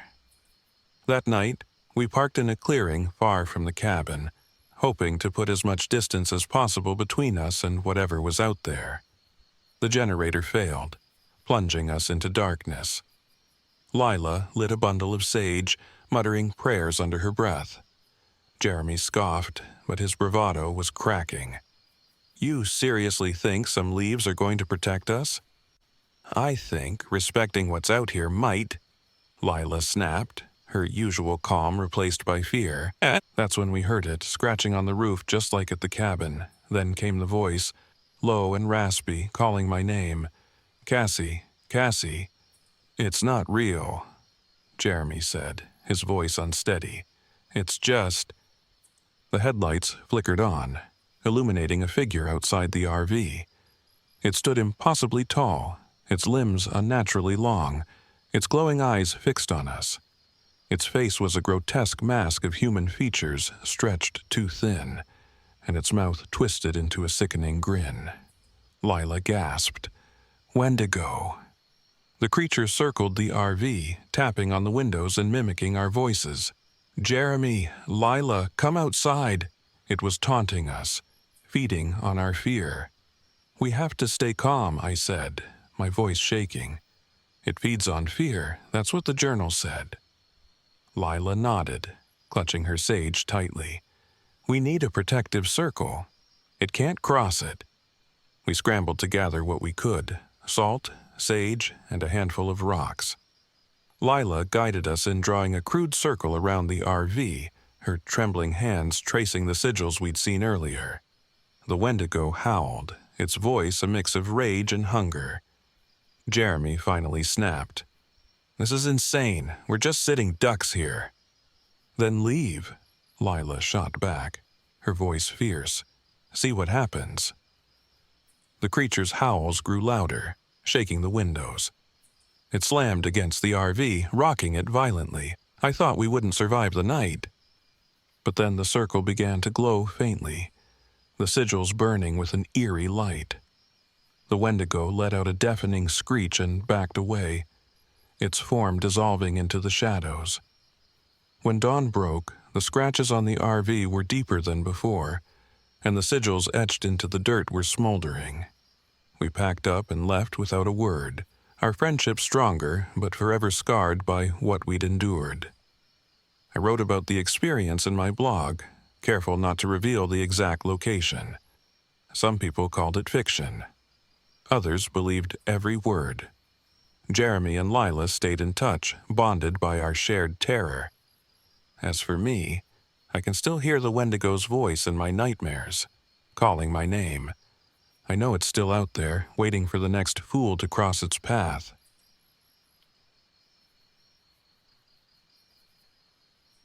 My name is Mark Jensen. I'm 34 years old, and I've spent most of my adult life living off the grid. I roam the country in my old RV, documenting my adventures for a modest YouTube channel. My viewers know me as a laid-back survivalist, someone who tackles nature's challenges without breaking a sweat. But this story isn't about survival or rugged self-reliance. It's about a trip to Wayne National Forest in Ohio that still keeps me awake at night. A trip that changed the way I see the world. It happened in October of 2021. I was on my way to a section of the forest known for its beautiful hiking trails and abandoned mining sites. The trip was supposed to be simple. Test some new gear, explore the old mine shafts, and shoot enough footage to keep my viewers entertained. It wasn't the first time I'd camped alone in a remote area, but something about Wayne National Forest felt different from the start. I arrived at the campsite late in the afternoon, the sun sinking low behind the trees. The forest was quiet. Too quiet, really. Normally I'd hear birds or insects, but there was nothing except the occasional rustle of leaves in the wind. Still, I didn't think much of it. Solitude is part of why I do what I do. After setting up my RV, I decided to explore a nearby trail. The forest felt dense and suffocating, the tall pines crowding together like silent sentinels. About a mile in, I found something strange. A rusted old lantern lying in the dirt. It was the kind you'd see in an old mining photograph, with a metal frame and cracked glass. When I picked it up, I noticed the faint scent of burnt oil, like it had been used recently. That didn't make sense. The trail wasn't marked on the map, and the lantern looked like it hadn't been touched in decades. As the sun dipped below the horizon, I headed back to the RV. I felt uneasy, like someone was watching me from the trees. Every crack of a twig or shuffle of leaves set my nerves on edge. When I finally got back, I locked the door, double-checked the windows, and told myself I was just being paranoid. That night, as I reviewed the footage I'd taken, I heard a faint tapping sound on the RV's roof. At first, I thought it was a branch swaying in the wind, but then it came again. 3 steady knocks, like someone was signaling me. I stepped outside with my flashlight, scanning the treetops and the clearing around my campsite. There was nothing. No wind, no animals, just an eerie stillness. I went back inside, locked the door again, and forced myself to sleep. The next morning, I decided to check out the old mining site I'd read about. It wasn't on any official map, but a few locals had mentioned it in online forums. Armed with my camera, a headlamp, and the rusted lantern I'd found the day before, I set off into the woods. It took me hours to find the place. The forest seemed to twist and shift around me, the trails fading into overgrown paths. Eventually, I stumbled upon a clearing where the ground dipped into a gaping hole, a collapsed mine shaft. Scattered around the site were fragments of tools, broken boards, and a few overturned mine carts.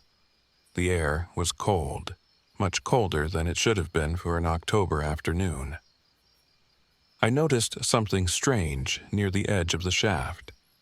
A series of carvings in the dirt, like crude stick figures with jagged limbs.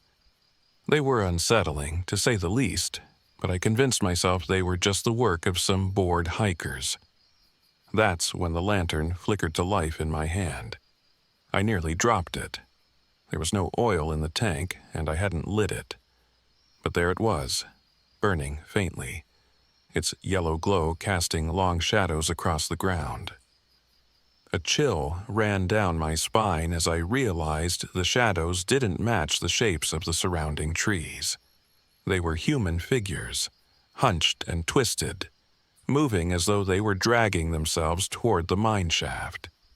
I turned off my camera and backed away, my heart hammering in my chest.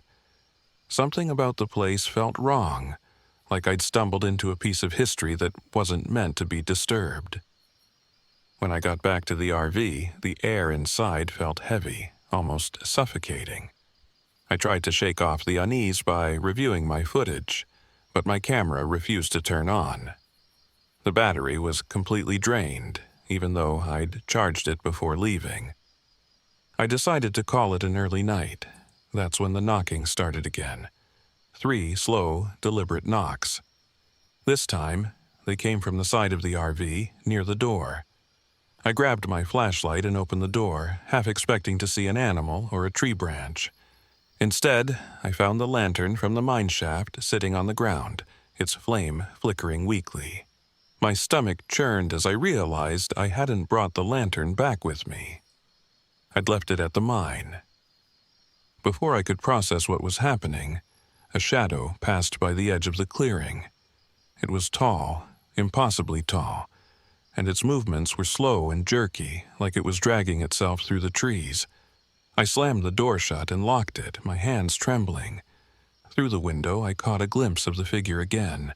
Its head was shrouded in darkness, and where its face should have been, there was only an empty void. The faceless miner. For hours, the creature circled the RV, its shadow passing by the windows. It didn't try to force its way in, it didn't need to. Its presence alone was enough to send me into a spiral of fear. At one point, I heard it whispering, its voice low and guttural, like a chorus of tortured souls. The words were incoherent, but the intent was clear. It wanted me to leave. The lantern on the ground outside began to glow brighter, its flame now a vivid blue. I realized it was guiding me, pointing toward the direction of the mine shaft. I didn't want to go back there, but I didn't see any other choice. Staying in the RV felt like a death sentence. I grabbed my headlamp and cautiously stepped outside. The forest was deathly quiet, the trees casting twisted shadows in the faint moonlight. The lantern's glow pulsed like a heartbeat, leading me back to the mine. When I reached the shaft, the air grew colder, and the shadows of the stick figure carvings seemed to move on their own. The faceless miner stood at the edge of the pit, its void-like face fixed on me. It raised a hand and gestured toward the ground. I hesitated, but something compelled me to kneel and start digging. My hands scraped through the dirt until they hit something hard. Bones. Human bones. The remains of miners who had been buried alive in the collapse. Visions flooded my mind. Men trapped in darkness, their screams echoing through the tunnels as the walls caved in. Overseers abandoning them, sealing the shaft to save face. The faceless miner wasn't just a spirit, it was the embodiment of their collective pain and rage. I arranged the bones as best I could and lit the lantern, placing it beside the remains. "I'm sorry," I whispered. "You didn't deserve this." The figure stood motionless for a moment before slowly fading into the shadows. The oppressive weight in the air lifted, and the forest seemed to exhale, releasing the tension that had gripped it. When I returned to the RV, the engine started without issue. I drove away as fast as I could, the lantern's faint blue glow still burned into my memory. I never posted the full story on my YouTube channel. Instead, I uploaded a video about respecting history in the places we explore, urging my viewers to remember the lives that were lived and lost before us. Sometimes, late at night, I still hear the knocking, and when I look out the window, I half expect to see a faint blue glow guiding me back to the whispering pines.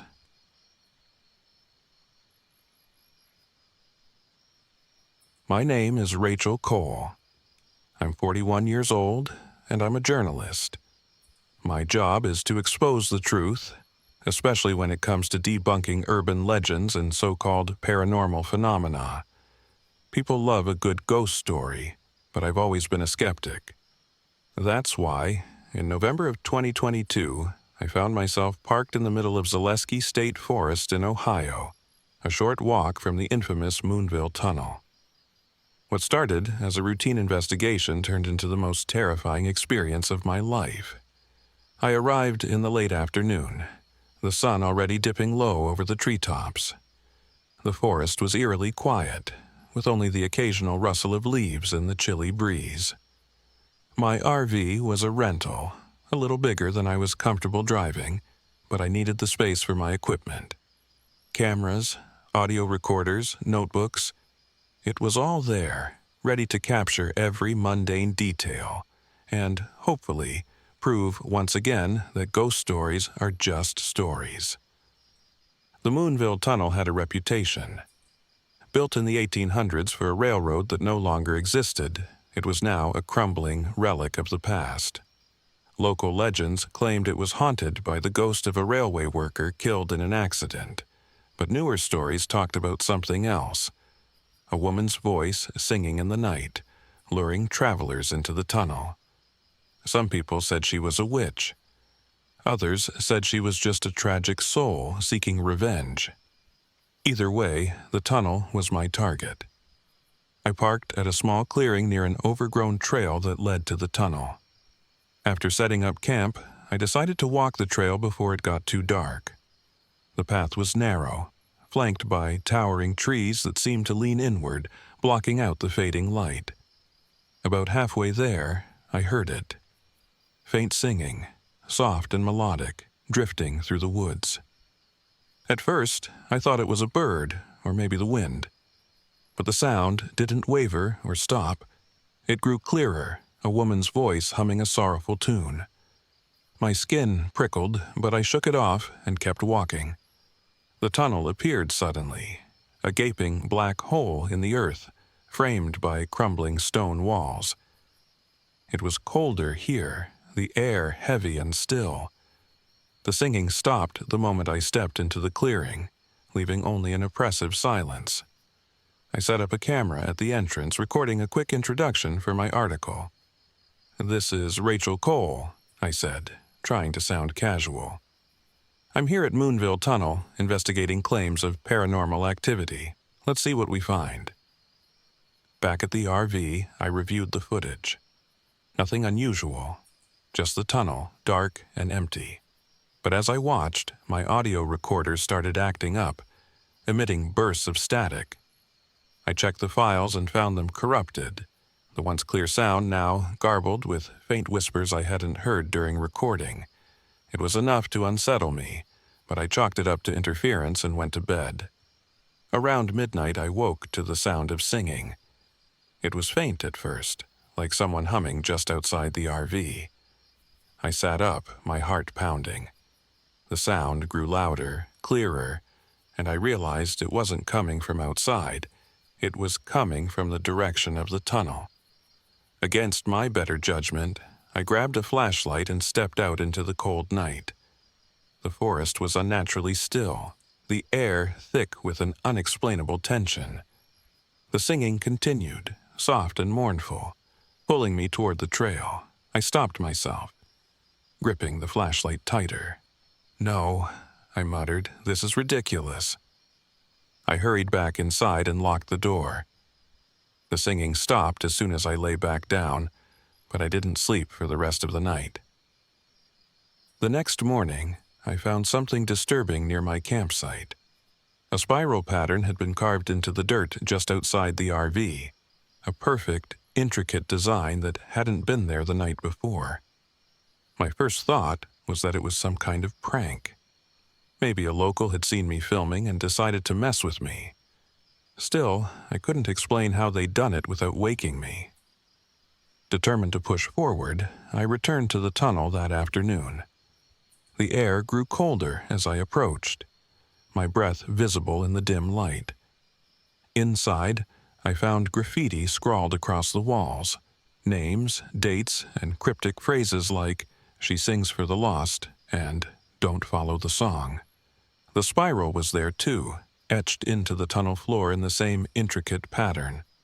I knelt to take a closer look, noticing that the lines were filled with a dark, tar-like substance.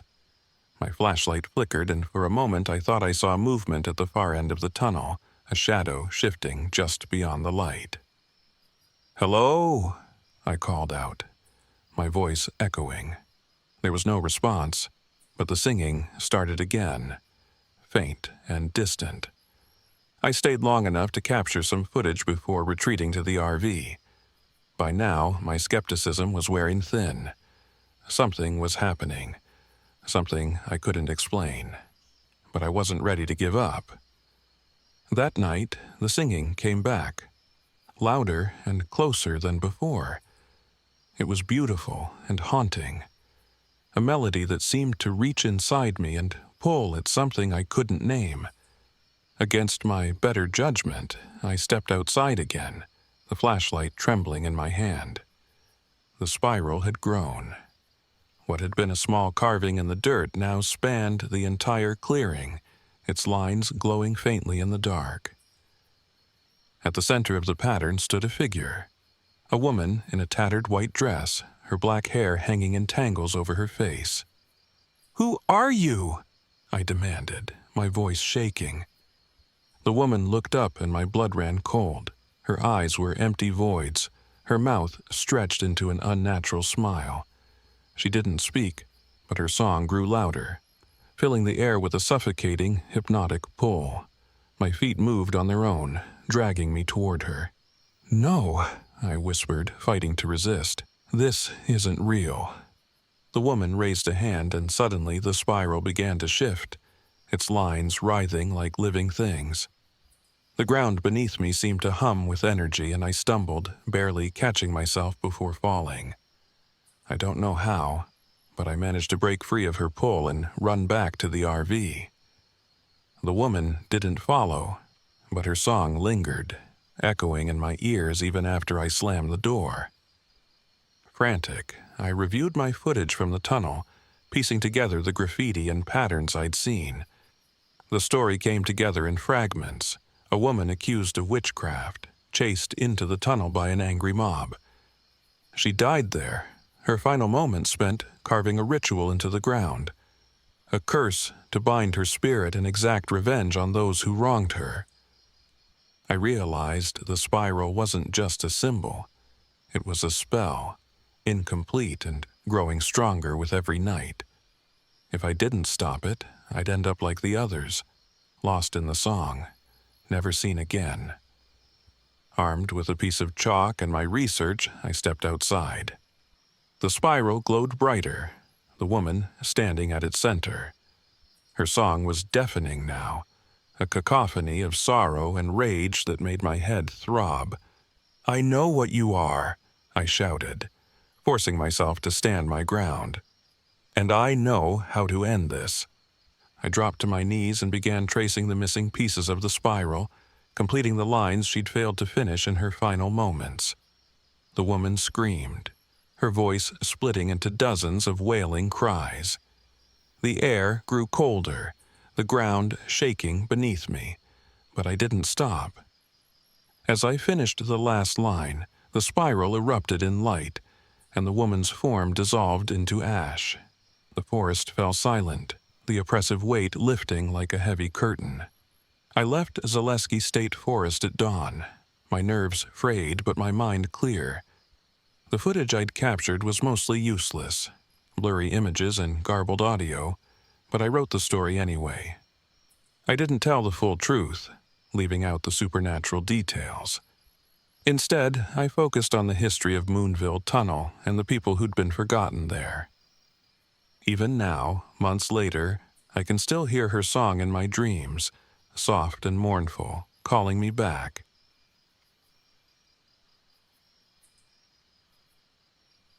My name is Elliot Hayes, and I was 27 years old when it happened.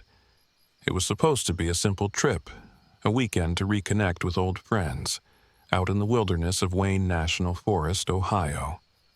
I had planned the whole thing, desperate to fix the cracks that had formed in our group over the years.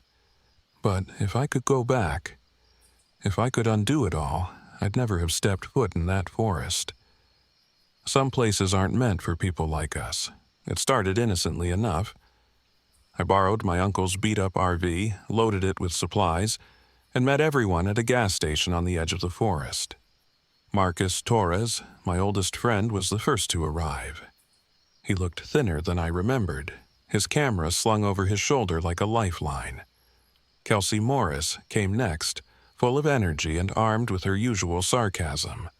Last was Rachel Sinclair, always practical, always a little tense. The four of us hadn't been together since college, and I was determined to make this trip something special.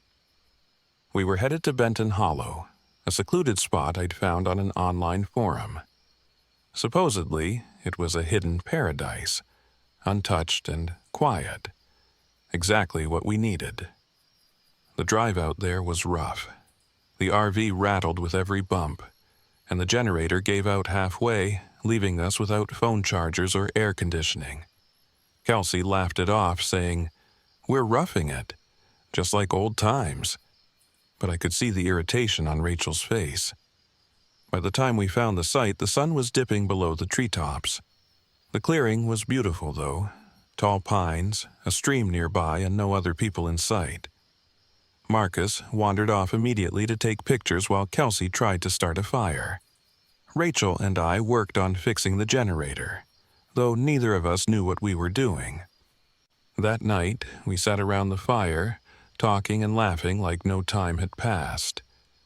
For the first time in years, I felt hopeful. Maybe this trip really would bring us back together. The first strange thing happened the next morning. Marcus couldn't find his camera. He swore he'd left it in the RV, but we found it outside, hanging from a low branch. "Maybe you left it there while you were shooting," I suggested, but he shook his head, his face pale. Then Kelsey found her scarf tied in a knot around a tree trunk. She thought Marcus was messing with her, but he denied it. "You're not funny," she snapped. But he just looked confused.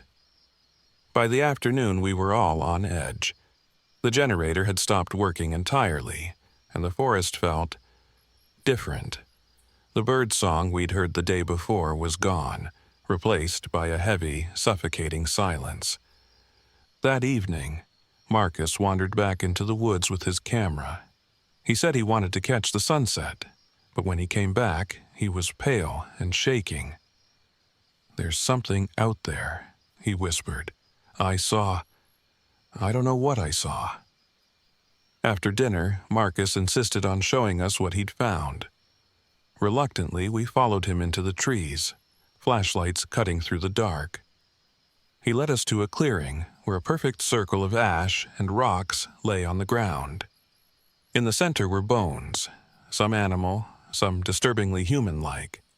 Strange symbols were carved into the surrounding trees, shapes I didn't recognize but felt instinctively were wrong. Kelsey, of course, laughed. "Come on, it's just some weirdo's idea of art," she said, snapping pictures on her phone. But Rachel pulled me aside. "We need to leave," she said, her voice low. "This isn't normal." I wanted to listen to her, but I didn't want to scare the others. "We'll leave first thing tomorrow," I promised. That night, the silence was broken by a sound that chilled me to my core. A woman's scream, distant but unmistakable. It echoed through the trees, drawing us all outside.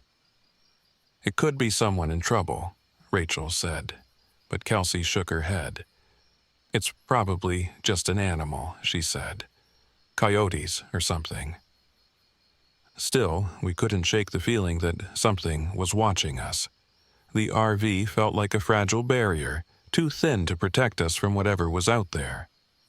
As we tried to sleep, the screaming started again, closer this time. And then there was a knock on the door. The knock came again, louder. I grabbed a flashlight and opened the door, heart pounding. No one was there. But as I scanned the woods, I caught a glimpse of something. A figure standing just beyond the tree line. It was too dark to see clearly, but it was tall, unnaturally so, and its eyes reflected the beam of my flashlight like an animal's. "Eli," it said, in Rachel's voice. "Eli, help me." I slammed the door and locked it, my mind racing. Rachel was inside, asleep. Whatever was out there wasn't her. The next morning, I told the others what I'd seen. Rachel believed me immediately, but Kelsey was skeptical. Marcus stayed quiet, staring at the photos he'd taken the night before. When I asked to see them, he hesitated, then handed me the camera. The pictures were wrong. In every shot there were shapes in the background, blurry humanoid figures that hadn't been there when he took them. "We need to leave," Rachel said again, her voice firm. "Now." But when we tried to start the RV, the engine sputtered and died. Something had slashed the tires, leaving deep claw marks in the rubber. Desperate, we decided to return to the circle. Marcus thought destroying it might weaken whatever was out there. We grabbed what little fuel we had left and headed into the woods. As we approached the clearing, the air grew colder. The circle was still there, but the symbols on the trees seemed to shift when I looked away, like they were alive. We doused the circle in gasoline and lit it. The fire roared to life, consuming the ash and bones. For a moment, it felt like we'd won. Then the screaming started. The forest came alive with movement. Shapes darted between the trees, too fast to track. One of them slammed into Marcus, sending him sprawling. When he looked up, we saw his attacker, a humanoid figure with gray, mottled skin and glowing yellow eyes. It snarled, baring teeth that were far too sharp. Kelsey fired the flare gun, and the creature shrieked as the flame hit it, retreating into the shadows. But more of them appeared, circling us, their voices mimicking our own. "Help me," one of them said in my voice. "Please, don't leave me." We fought our way back to the RV, using the flare gun and whatever makeshift weapons we could find. By the time we slammed the door shut, Marcus was bleeding, and Kelsey was sobbing. Rachel clutched a knife, her hands shaking. We spent the rest of the night barricaded inside, listening to the creatures claw at the walls. When dawn broke, the noises stopped. The creatures were gone. We abandoned the RV and walked until we found a ranger station. The rangers didn't believe us, chalking it up to stress and wild animal attacks. But Marcus's photos told a different story. They showed the creatures, their distorted faces frozen in motion. We left the forest, but none of us were the same.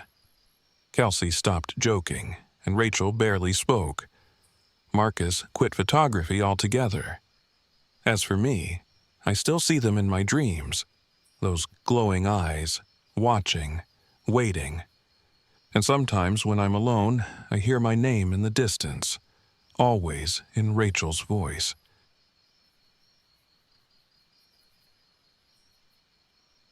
My name is Jonah Price, and I was 42 when I learned that some ghosts don't just haunt places, they haunt people. It happened in Salt Fork State Park, Ohio, where I had planned a quiet camping trip in my RV. Back then, I was living on the road, chasing solitude like it was the only thing that could save me. I'd left behind a high-paying corporate job, a family, and any sense of stability, all in the name of freedom. But the truth was, I was running from memories, from regrets. Most of all, from Lucy. Lucy was my younger sister. She died in a car accident I could have prevented. I'd promised to pick her up that night, but I got caught up at work and didn't answer my phone. She hitched a ride with a stranger, and that decision killed her. That's a wound you don't heal from. You just carry it, hoping the weight doesn't crush you. So, there I was, pulling my battered RV into a secluded spot near Hosak's Cave Trail, hoping for a few days of peace. The forest was thick and quiet, the kind of place where you could forget the world existed. Or so I thought. I parked the RV, set up camp, and spent the first day exploring. Salt Fork is beautiful. Rolling hills, dense trees, and a lake that glitters like it's hiding secrets. I wandered the trails with my camera, hoping to spot some of the rare birds the park is known for. But something felt off. The birds weren't singing. The forest was too quiet, the kind of silence that presses on your ears. Still, I shook it off. I'd been alone for so long that my mind tended to wander into dark places. That night, I sat by the campfire with a mug of instant coffee, staring at the stars. The quiet wasn't so bad then. It was peaceful, almost soothing, until I heard it. A faint sound, just beyond the firelight. A whisper. "Hush, little baby. Don't say a word." I froze, my mug halfway to my lips. It was Lucy's voice, soft and sweet, singing the lullaby our mother used to hum. My heart thudded painfully in my chest. I scanned the trees, but there was nothing there. Just shadows and the flickering light of the fire. "Get a grip," I muttered, forcing myself to look away. "It's just your mind playing tricks." The next morning, I decided to hike the Hosak's Cave Trail. I'd read about an old homestead near the trailhead, long abandoned after a fire in the 1800s. The locals said it was cursed, but I wasn't one to buy into ghost stories. The ruins weren't hard to find. The house was little more than a charred skeleton, its beams blackened and brittle with age. Rusted tools and broken pottery lay scattered among the weeds, and near the foundation I spotted something half buried in the dirt. A journal. The leather cover was cracked and worn, but the pages were intact.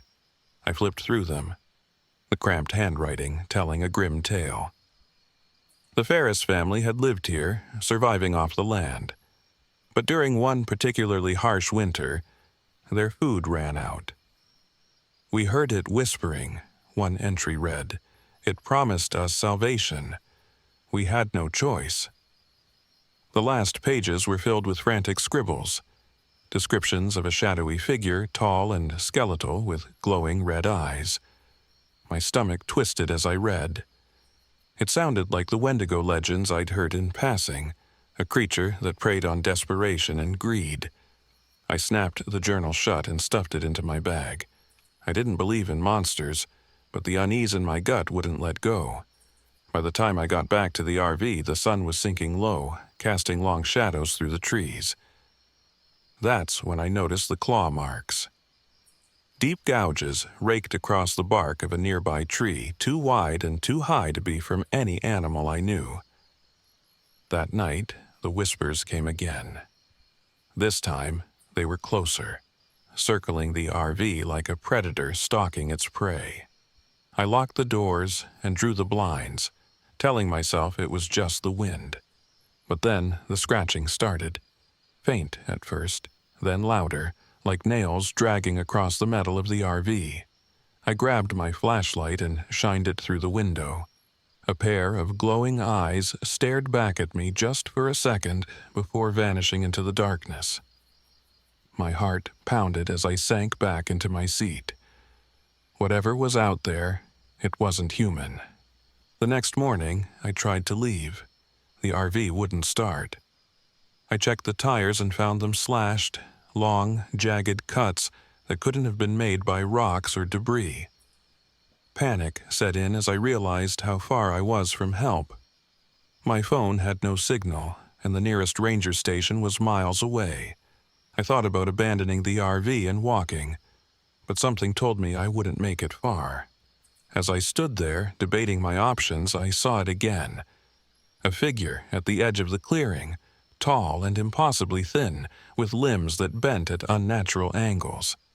It didn't move, but I could feel its eyes on me. "You can't leave," it whispered, the voice echoing in my head.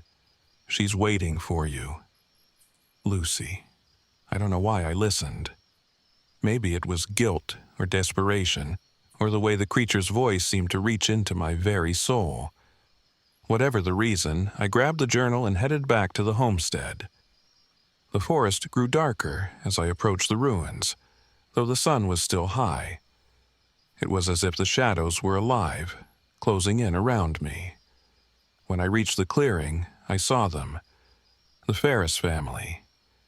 They were spectral figures, pale and translucent, frozen in a tableau of despair. A mother cradling a child, a father sharpening a knife.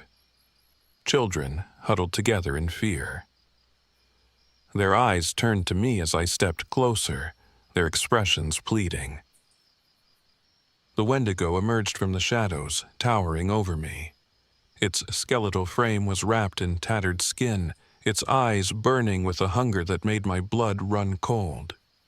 "You can bring her back," it hissed, its voice like dead leaves rustling. "One small act of devotion, that's all it takes." It gestured to the ground where a knife lay beside a freshly drawn circle of symbols. I understood immediately. It wanted a sacrifice. "No," I whispered, my voice trembling. "I won't do it." The wendigo's grin widened, revealing rows of jagged teeth. "You already have," it said, and the Ferris family screamed. I don't remember running, only that I suddenly found myself back at the RV, my chest heaving and my hands shaking. The scratches on the windows were deeper now, almost breaking through the glass. I grabbed a can of fuel from the storage compartment and headed back to the homestead. If the wendigo's power was tied to that place, I had to destroy it. The fire roared to life, consuming the ruins and the journal. The wendigo shrieked, a sound that made my ears bleed, but it didn't attack. Instead, it watched as the flames grew, its eyes burning brighter. When the fire finally died, the forest was silent. The Ferris family was gone, their spirits freed, and the wendigo, I don't know. But as I walked away, I felt its eyes on me, watching, waiting. I managed to get the RV running and left Salt Fork that same day. I haven't been back since. Lucy still haunts my dreams, but it's different now. She's smiling, her voice soft and kind. "You did good, Jonah," she says. "You're free now." I don't know if she's right. Maybe I'll never be free, but I'm trying. That's all I can do. And as for the wendigo, sometimes, in the dead of night, I hear it whispering, "Jonah, don't say a word."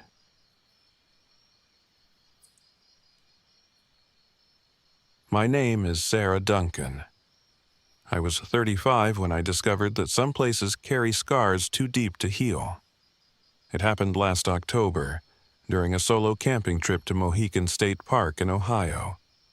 I'd taken a sabbatical from teaching, hoping to clear my head after what happened at my school. I thought a week in the woods would give me the peace I needed. Instead, it left me with memories I'll never escape. The first day was uneventful.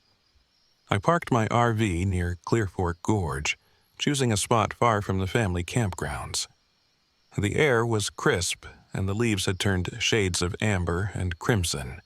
It should have been perfect. I spent the afternoon hiking the marked trails, letting the sounds of rustling leaves and distant birds settle my nerves. But as evening approached, the forest grew unnervingly quiet. No birds, no wind, just an oppressive stillness. I brushed it off. I was used to my overactive mind playing tricks on me. That night, I sat by the fire staring at the flames.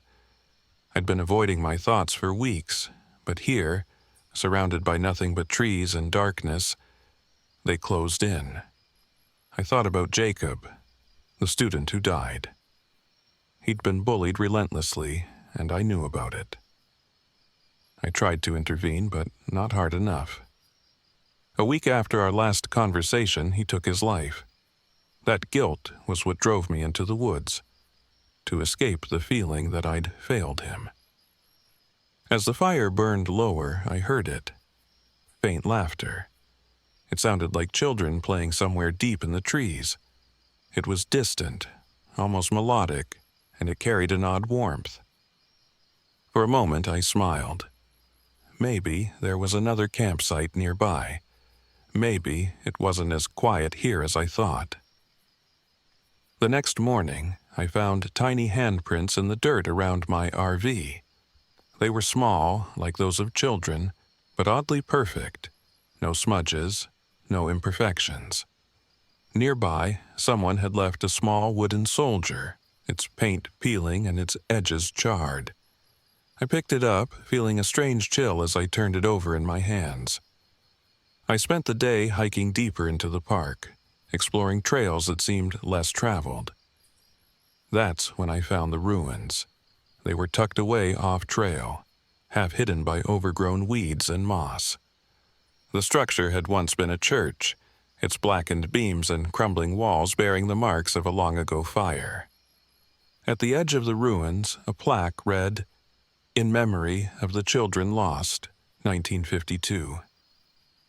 I felt a cold knot form in my stomach. I hadn't read about this in any of the park's brochures. As I walked through the ruins, I found fragments of scorched wood, rusted nails, and old toys half buried in the dirt. A burned doll stared up at me, its plastic face melted into a grotesque grin. That evening, the laughter returned. It was closer this time, ringing through the trees just beyond the firelight. It sounded cheerful, innocent even, but it felt wrong. Too perfect, like a recording on loop. I sat frozen by the fire, clutching the wooden soldier. I told myself it was just my imagination. But when I turned to go back inside the RV, I saw them. Faint, pale figures darting between the trees. Children.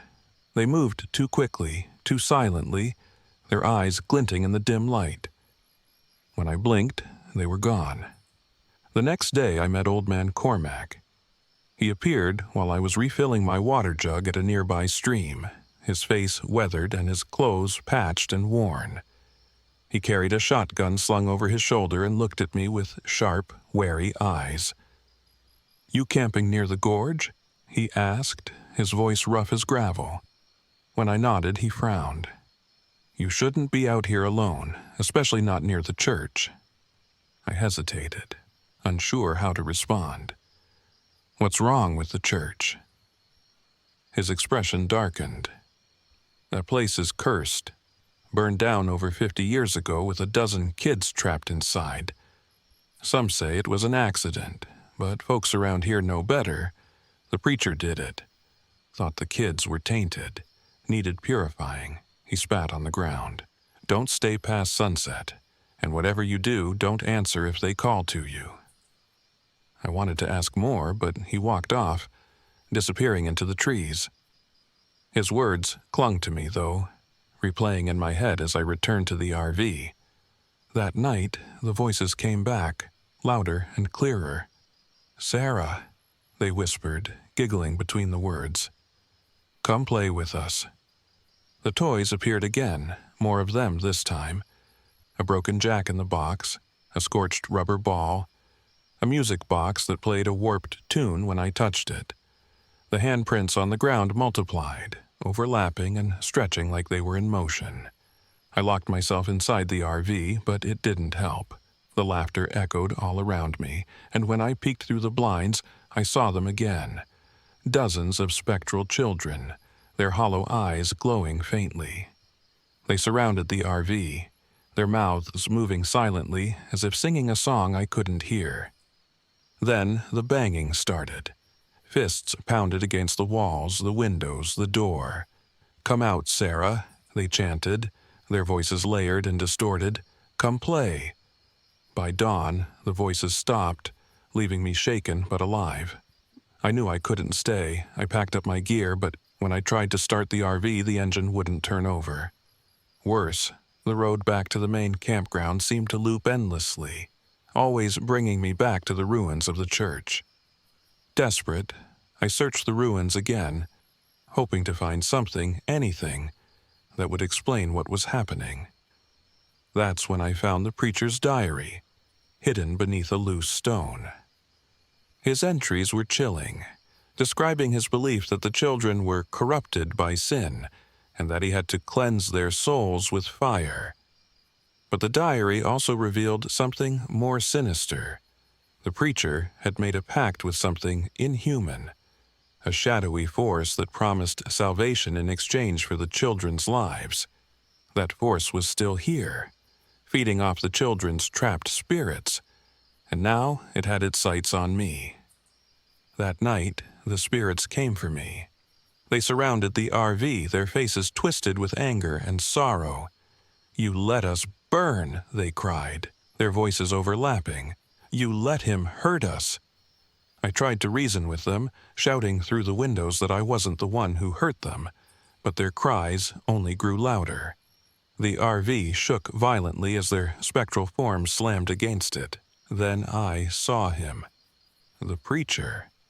He stood at the edge of the clearing, his figure dark and flickering like a dying flame. His eyes burned with malice, and his voice was cold and hollow. "You're no better than me," he said. "You abandoned them, just like you abandoned that boy." His words struck me like a blow. I thought of Jacob, of all the ways I'd failed him. The preacher was trying to break me, to pull me into his darkness. But I wasn't going to let him win. I grabbed the toys the children had left, symbols of their innocence, and carried them to the ruins.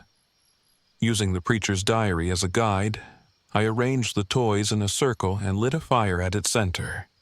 The flames roared to life, brighter and hotter than they should have been. The children appeared, their forms flickering in the firelight. For the first time, they looked at peace. One by one, they stepped into the flames and vanished, their laughter echoing faintly as they disappeared. The preacher screamed, his figure twisting and dissolving as the fire consumed him. When the fire died, the forest was silent. The oppressive weight I'd felt since arriving was gone, replaced by a sense of calm. I returned to the RV and found the engine working, as if nothing had happened. As I drove away, I noticed something on the dashboard. The wooden soldier, its charred surface smooth and warm.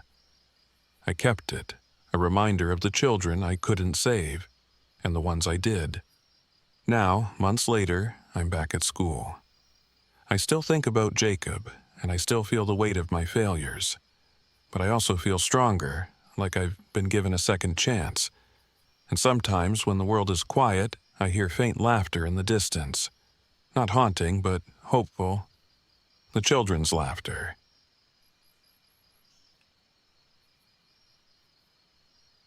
My name is Michael Carter, and I'm 29 years old. This story took place last summer in the towering majesty of Redwood National Park, right near Prairie Creek Redwood State Park in Northern California. If you ever visit, you'll see postcard-perfect views of ancient trees and quiet trails. But what happened to my friends and me was anything but tranquil. I'd spent weeks preparing for this trip. I wanted to shoot some nature vlogs for my fledgling YouTube channel. I'm no celebrity, just an amateur filmmaker eager to capture hidden corners of California. My best friend Avery had been pestering me for months to get out of the city. She's the adrenaline junkie of the group. Bungee jumping, skydiving, spelunking, you name it, she'll try it. My other buddy, Jordan, was also on board. He's the calm, competent type who's always been into camping, hiking, and wilderness survival. Last to join was Lynn, someone I'd known from college but didn't hang out with often. She's quiet, cautious, very sensitive to tension in a place. She wasn't as keen on the trip, but Avery's unending enthusiasm and the promise of majestic scenery convinced her to come along. We set off in my late uncle's ancient RV, a rickety 1988 Winnebago that I'd been fixing up for half a year. The motor grumbled like an old bear whenever I turned the key, and the interior lights sometimes flickered as if they couldn't decide whether to stay on or off. Still, it was big enough for four, and we all agreed it added character to the adventure. The plan was simple. Drive up through the Redwood Highway, park at a secluded RV-friendly campground near Prairie Creek, and spend 3 days exploring the forest. Avery was giddy at the thought of weaving between redwood trunks that stretched hundreds of feet into the air. Jordan had mapped out a few challenging trails, hoping to test out some new survival gadgets. A handheld GPS, a fancy magnesium fire starter, and a heavy-duty water filter. As for Lynn, she brought an entire mini library on meditation and journaling, hoping the quiet of the woods might ease the anxiety she'd been feeling in the city. I, on the other hand, was lugging around a DSLR camera, a tripod, and extra memory cards. We arrived in the late afternoon of the first day. The drive had been long but scenic, the highway winding between misty coastal vistas and towering redwoods that blocked out the sun in stretches. By the time we found a suitable campsite, a semi-clearing, ringed by colossal tree trunks, it was close to sunset. The canopy above glowed gold and emerald, giving the place an otherworldly vibe. Avery hopped out first, bursting with energy. "We're finally here!" she shouted, arms wide as if she could hug the entire forest. Jordan, more subdued, emerged from the RV and immediately checked his GPS. Lynn stepped down carefully, observing everything around her with guarded eyes. "You okay?" I asked her. She shrugged. "Yeah, it's just quiet, too quiet." A faint breeze rustled the leaves overhead, as if to contradict her. But I understood what she meant. It was the kind of quiet where every crunch of your foot against the pine needles sounded loud in your ears. We set up a small perimeter around the RV, just a couple of folding chairs, a table for cooking gear, and a fire ring. We discovered our first problem soon after. Avery's portable stove refused to ignite. No matter how many times she tried the lighter, the stove wouldn't catch. "Damn it," she muttered, tapping the metal casing. I tested this at home and it worked fine. Jordan knelt beside her and tried troubleshooting, but to no avail. "Might be the fuel line," he said, shrugging. We'll have to rely on a campfire for cooking unless we can fix it tomorrow. I wasn't thrilled about that. Cooking over an open fire can be fun, but also inconvenient if you're in a hurry or if it starts raining. Still, we let it slide. We had more pressing matters, like ensuring the RV's battery was good enough to keep the interior lights running. The glitchy overhead lights had begun flickering ominously during the final stretch of our drive, a reminder that everything about this trip might be a little rougher than we'd planned. Night fell quickly under those dense redwoods. The canopy is so thick that the twilight feels shorter, collapsing into near blackness before you realize it. We built a fire, toasted some hot dogs, and chatted about what the next day's exploration would hold. The temperature dropped rapidly, and I could see Lynn inch closer to the flames, arms wrapped around her knees. As the night wore on, Avery decided to lighten the mood. She launched into a scary story about ghosts in an abandoned Big Sur cabin, total nonsense, but still fun. Or at least it should have been. Something about the forest around us, that deep hush, made her story feel unsettlingly real. Every time she paused for effect, it was like the woods pressed in even closer. When we finally decided to turn in, we banked the fire and locked the RV. I insisted on checking that all the doors and windows were properly secured. This part of the forest wasn't known for bears or other large predators, but you never knew. Once inside, I took the couch-turned bed near the front. Avery and Lynn shared the small double bed in the back, and Jordan spread out in a sleeping bag on the floor. It wasn't the lap of luxury, but it was enough. I drifted off sometime around midnight. Or I tried to, anyway. Sleep was restless, filled with half-formed dreams of tall figures standing among the trees. I woke twice to the sound of something scraping across the side of the RV, but chalked it up to branches swaying in the breeze. Morning arrived with a cool gray light. I was the first one up. Stepping outside, I inhaled the crisp forest air, letting it wash away the uneasy remnants of the night. But as I circled around to the RV's driver's side, my heart lurched. There were fresh scratches along the metal. They weren't deep, but noticeable enough. Parallel lines, several inches long, as if something with claws had tested the surface. I was still staring at them when Jordan stepped out. "What's that?" he asked, kneeling to get a closer look. "No idea," I answered quietly. "Could be an animal, right?" He pressed his lips together. "Maybe. Looks off, though." By the time Avery and Lynn joined us, the conversation had turned to local wildlife. Jordan, who'd read up on the area, rattled off a list of possible culprits.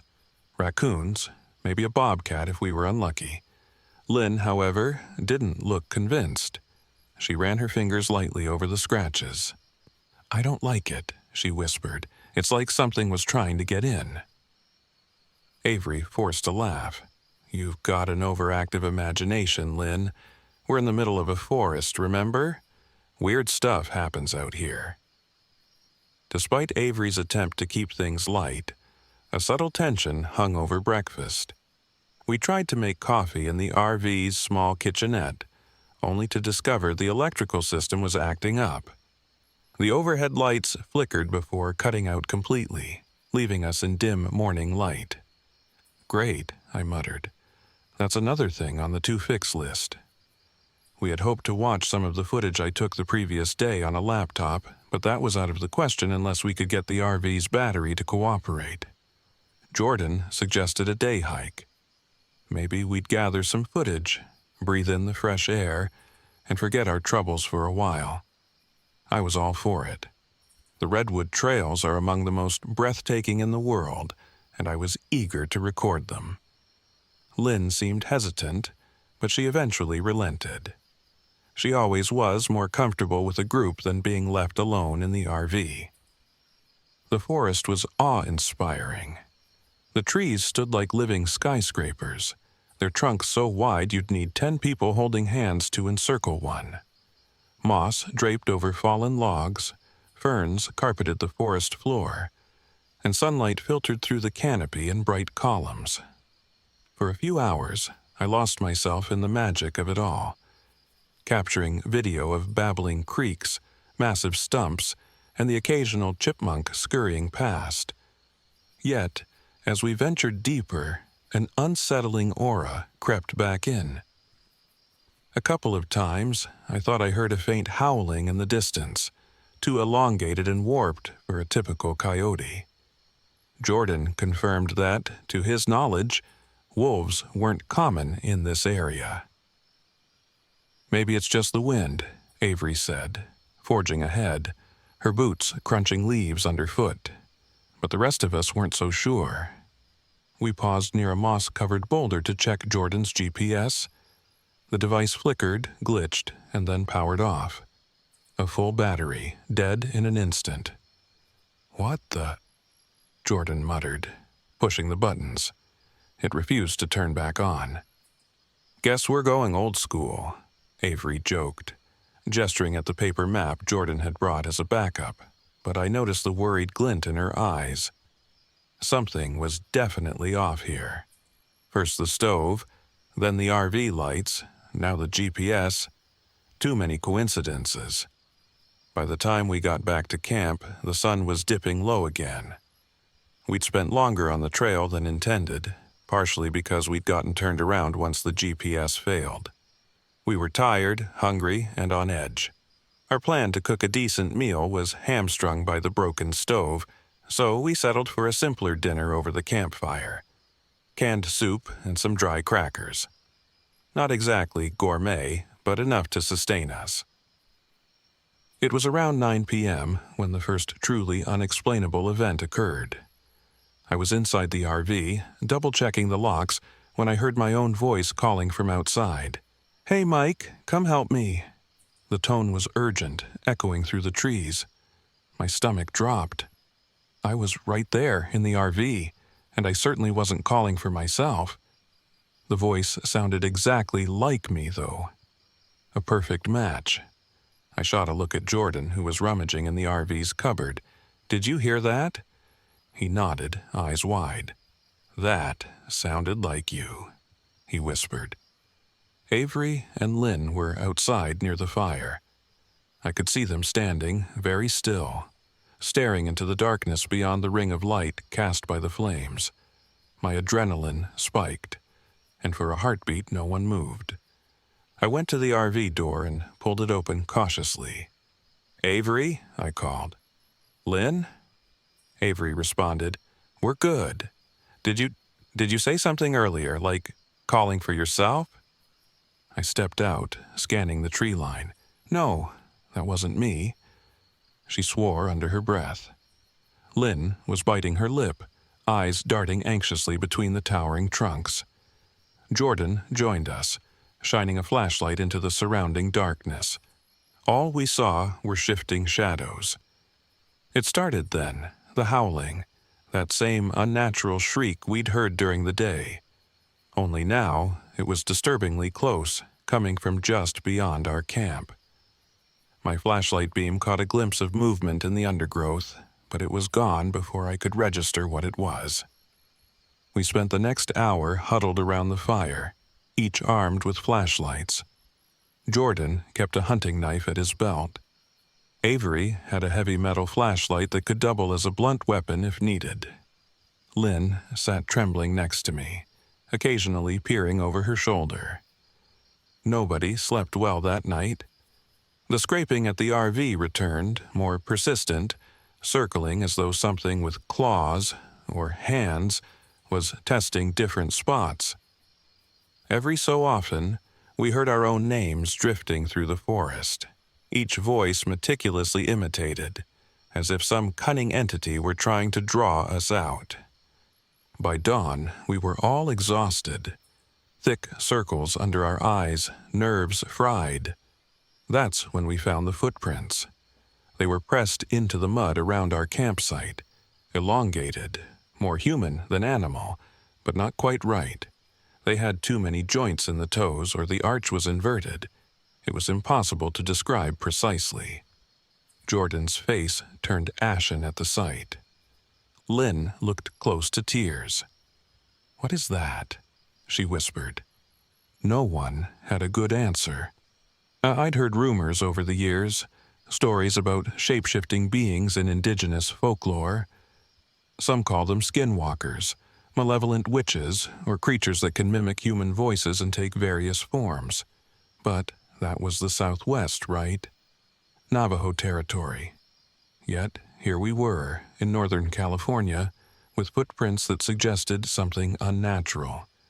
And a night of voice mimicry we couldn't explain. We debated leaving immediately, but the RV battery chose that moment to act up again, refusing to start. I turned the key, only to hear a sad chug and clicking. Jordan tried to help, tinkering under the hood, but nothing worked. By noon, frustration had boiled over. Avery was pacing around the campsite, refusing to believe we might be stuck. Jordan kept fiddling with the engine. Lynn rocked on the RV steps, muttering that she felt a horrible presence in these woods. Meanwhile, I was checking my camera gear, hoping maybe we'd caught something on film. The battery on the DSLR was fine, but I couldn't find any conclusive footage. Just shaky shots of the forest at night. The occasional quick pan where a shape might have darted out of view. In other words, nothing that would help us now. Group tensions rose when Avery accused Jordan of messing up with the RV repairs. "What's the point of you reading all those survival books if you can't fix a simple engine problem?" she snapped. Jordan glared at her, fists clenched. "Mechanical issues aren't my specialty," he retorted. "I never said I was a car mechanic." I stepped between them, trying to calm the situation. Lynn was cringing in the background. Finally, we agreed we had to keep it together or we'd be done for. As evening approached for the second time, we all felt dread pooling in our stomachs. That night, we decided someone would stay awake to keep watch. We built a bigger fire, hoping the flames would deter whatever lurked in the shadows. Jordan took the first watch. He circled the campsite, shining his flashlight into the distance. I tried to sleep, but found myself tossing restlessly. My mind kept replaying the moment I heard my own voice from the darkness. How truly unsettling that was, as though my soul had been hijacked. A few hours later, Jordan shook me awake to take over. The moon hung low, silver light filtering between the trees. The fire crackled softly, revealing Avery and Lynn curled up inside the RV. Jordan slumped into a camping chair, exhaustion etched across his features. I stoked the fire, scanning the darkness. The wind had picked up, rustling the canopy high above. A shape flickered at the edge of my vision. I jerked my head around, gripping my flashlight tight, but nothing was there. Tap, tap, tap. It came from behind me, on the RV's outer wall. I spun, heartbeat in my throat, but I saw no one, nothing. Just the reflection of the fire dancing on the metal panels. Then I heard it. My own voice again from the other side of the RV. "Help! Over here!" Low, urgent, an exact copy of my intonation. Rage and terror flared up in me. This creature, whatever it was toying with us. I ran to the side of the RV, shining my light. My beam caught something tall, too tall to be human, sliding between the trees. A pair of eyes reflected back at me, bright, predatory, glinting like an animal caught in headlights. Its silhouette was vaguely humanoid but elongated, with limbs that seemed to bend in the wrong places. In the fraction of a second I had before it disappeared, I could have sworn I saw antler-like protrusions framing its head. I screamed, stumbling back to the campfire. Jordan jolted awake. Avery and Lynn, roused by my shout, ran out, their faces pale. I tried to tell them what I'd seen, but I was breathless, words tumbling out in fragments. "We have to get out of here," Avery said. We can't just wait for daylight again. This thing is escalating. Jordan insisted we try the RV one more time. So we piled in, shaking with fear, and I turned the key. Miraculously, the engine coughed to life, as if the Winnebago itself was too terrified to remain any longer. We wasted no time. Jordan took the wheel, he was more awake than I was, while the rest of us strapped ourselves into whatever seats were available. The headlights carved a thin yellow path through the darkness. Branches whipped against the sides of the RV as we lurched onto the narrow forest road that led out of the campground. Halfway down the track, the engine began to sputter again. Jordan cursed under his breath, foot pressed hard on the gas. We could all hear the growling hum of something in the trees, pacing us. The hair on my arms stood on end. My camera bag slid across the floor with each jolt, but I barely noticed. Then it happened. A thunderous thump against the side of the RV, nearly knocking us off the road. Lynn shrieked, holding on for dear life. The headlights flickered, and for a brief moment, everything plunged into blackness. I braced myself, expecting to crash into a tree, but Jordan managed to keep the RV on the path. "Come on, come on!" Avery shouted, looking back at the window. I followed her gaze and glimpsed a shape loping behind us, just out of the dim glow of the taillights. It let out a sound, a cross between a human scream and a wounded deer's cry, an unholy noise that made my blood run cold. At last, the main road appeared ahead, a narrow strip of asphalt. With one final jolt, we burst out of the forest path. Jordan floored the accelerator and the RV heaved forward. Only once we saw the faint glimmer of streetlights in the far distance did we dare breathe again. No one said a word. We all stared at the passing trees, half expecting that monstrous figure to leap out again. But it didn't. By the time we reached a more populated area near the main highway, the RV's engine died completely, as if it had used the last of its life to get us to safety. We ended up stranded at a small service station on the outskirts of a nearby town. The mechanic, a grizzled older man, eyed our vehicle with mild shock. "Don't see many in that condition," he said. "Could be the alternator, or the battery, or your wiring. Possibly all three." We nodded, too drained to explain anything more than that we'd run into trouble up in the redwoods. He said it would be a day or two to fix. We got a cheap motel room close by, a single room with 2 beds we pushed together so we didn't have to be separated. That night, none of us slept well. The hotel's thin walls seemed to echo with phantom scratches and mimicked voices every time we closed our eyes. In the weeks that followed, we tried to piece together what we had experienced. Jordan researched possible explanations.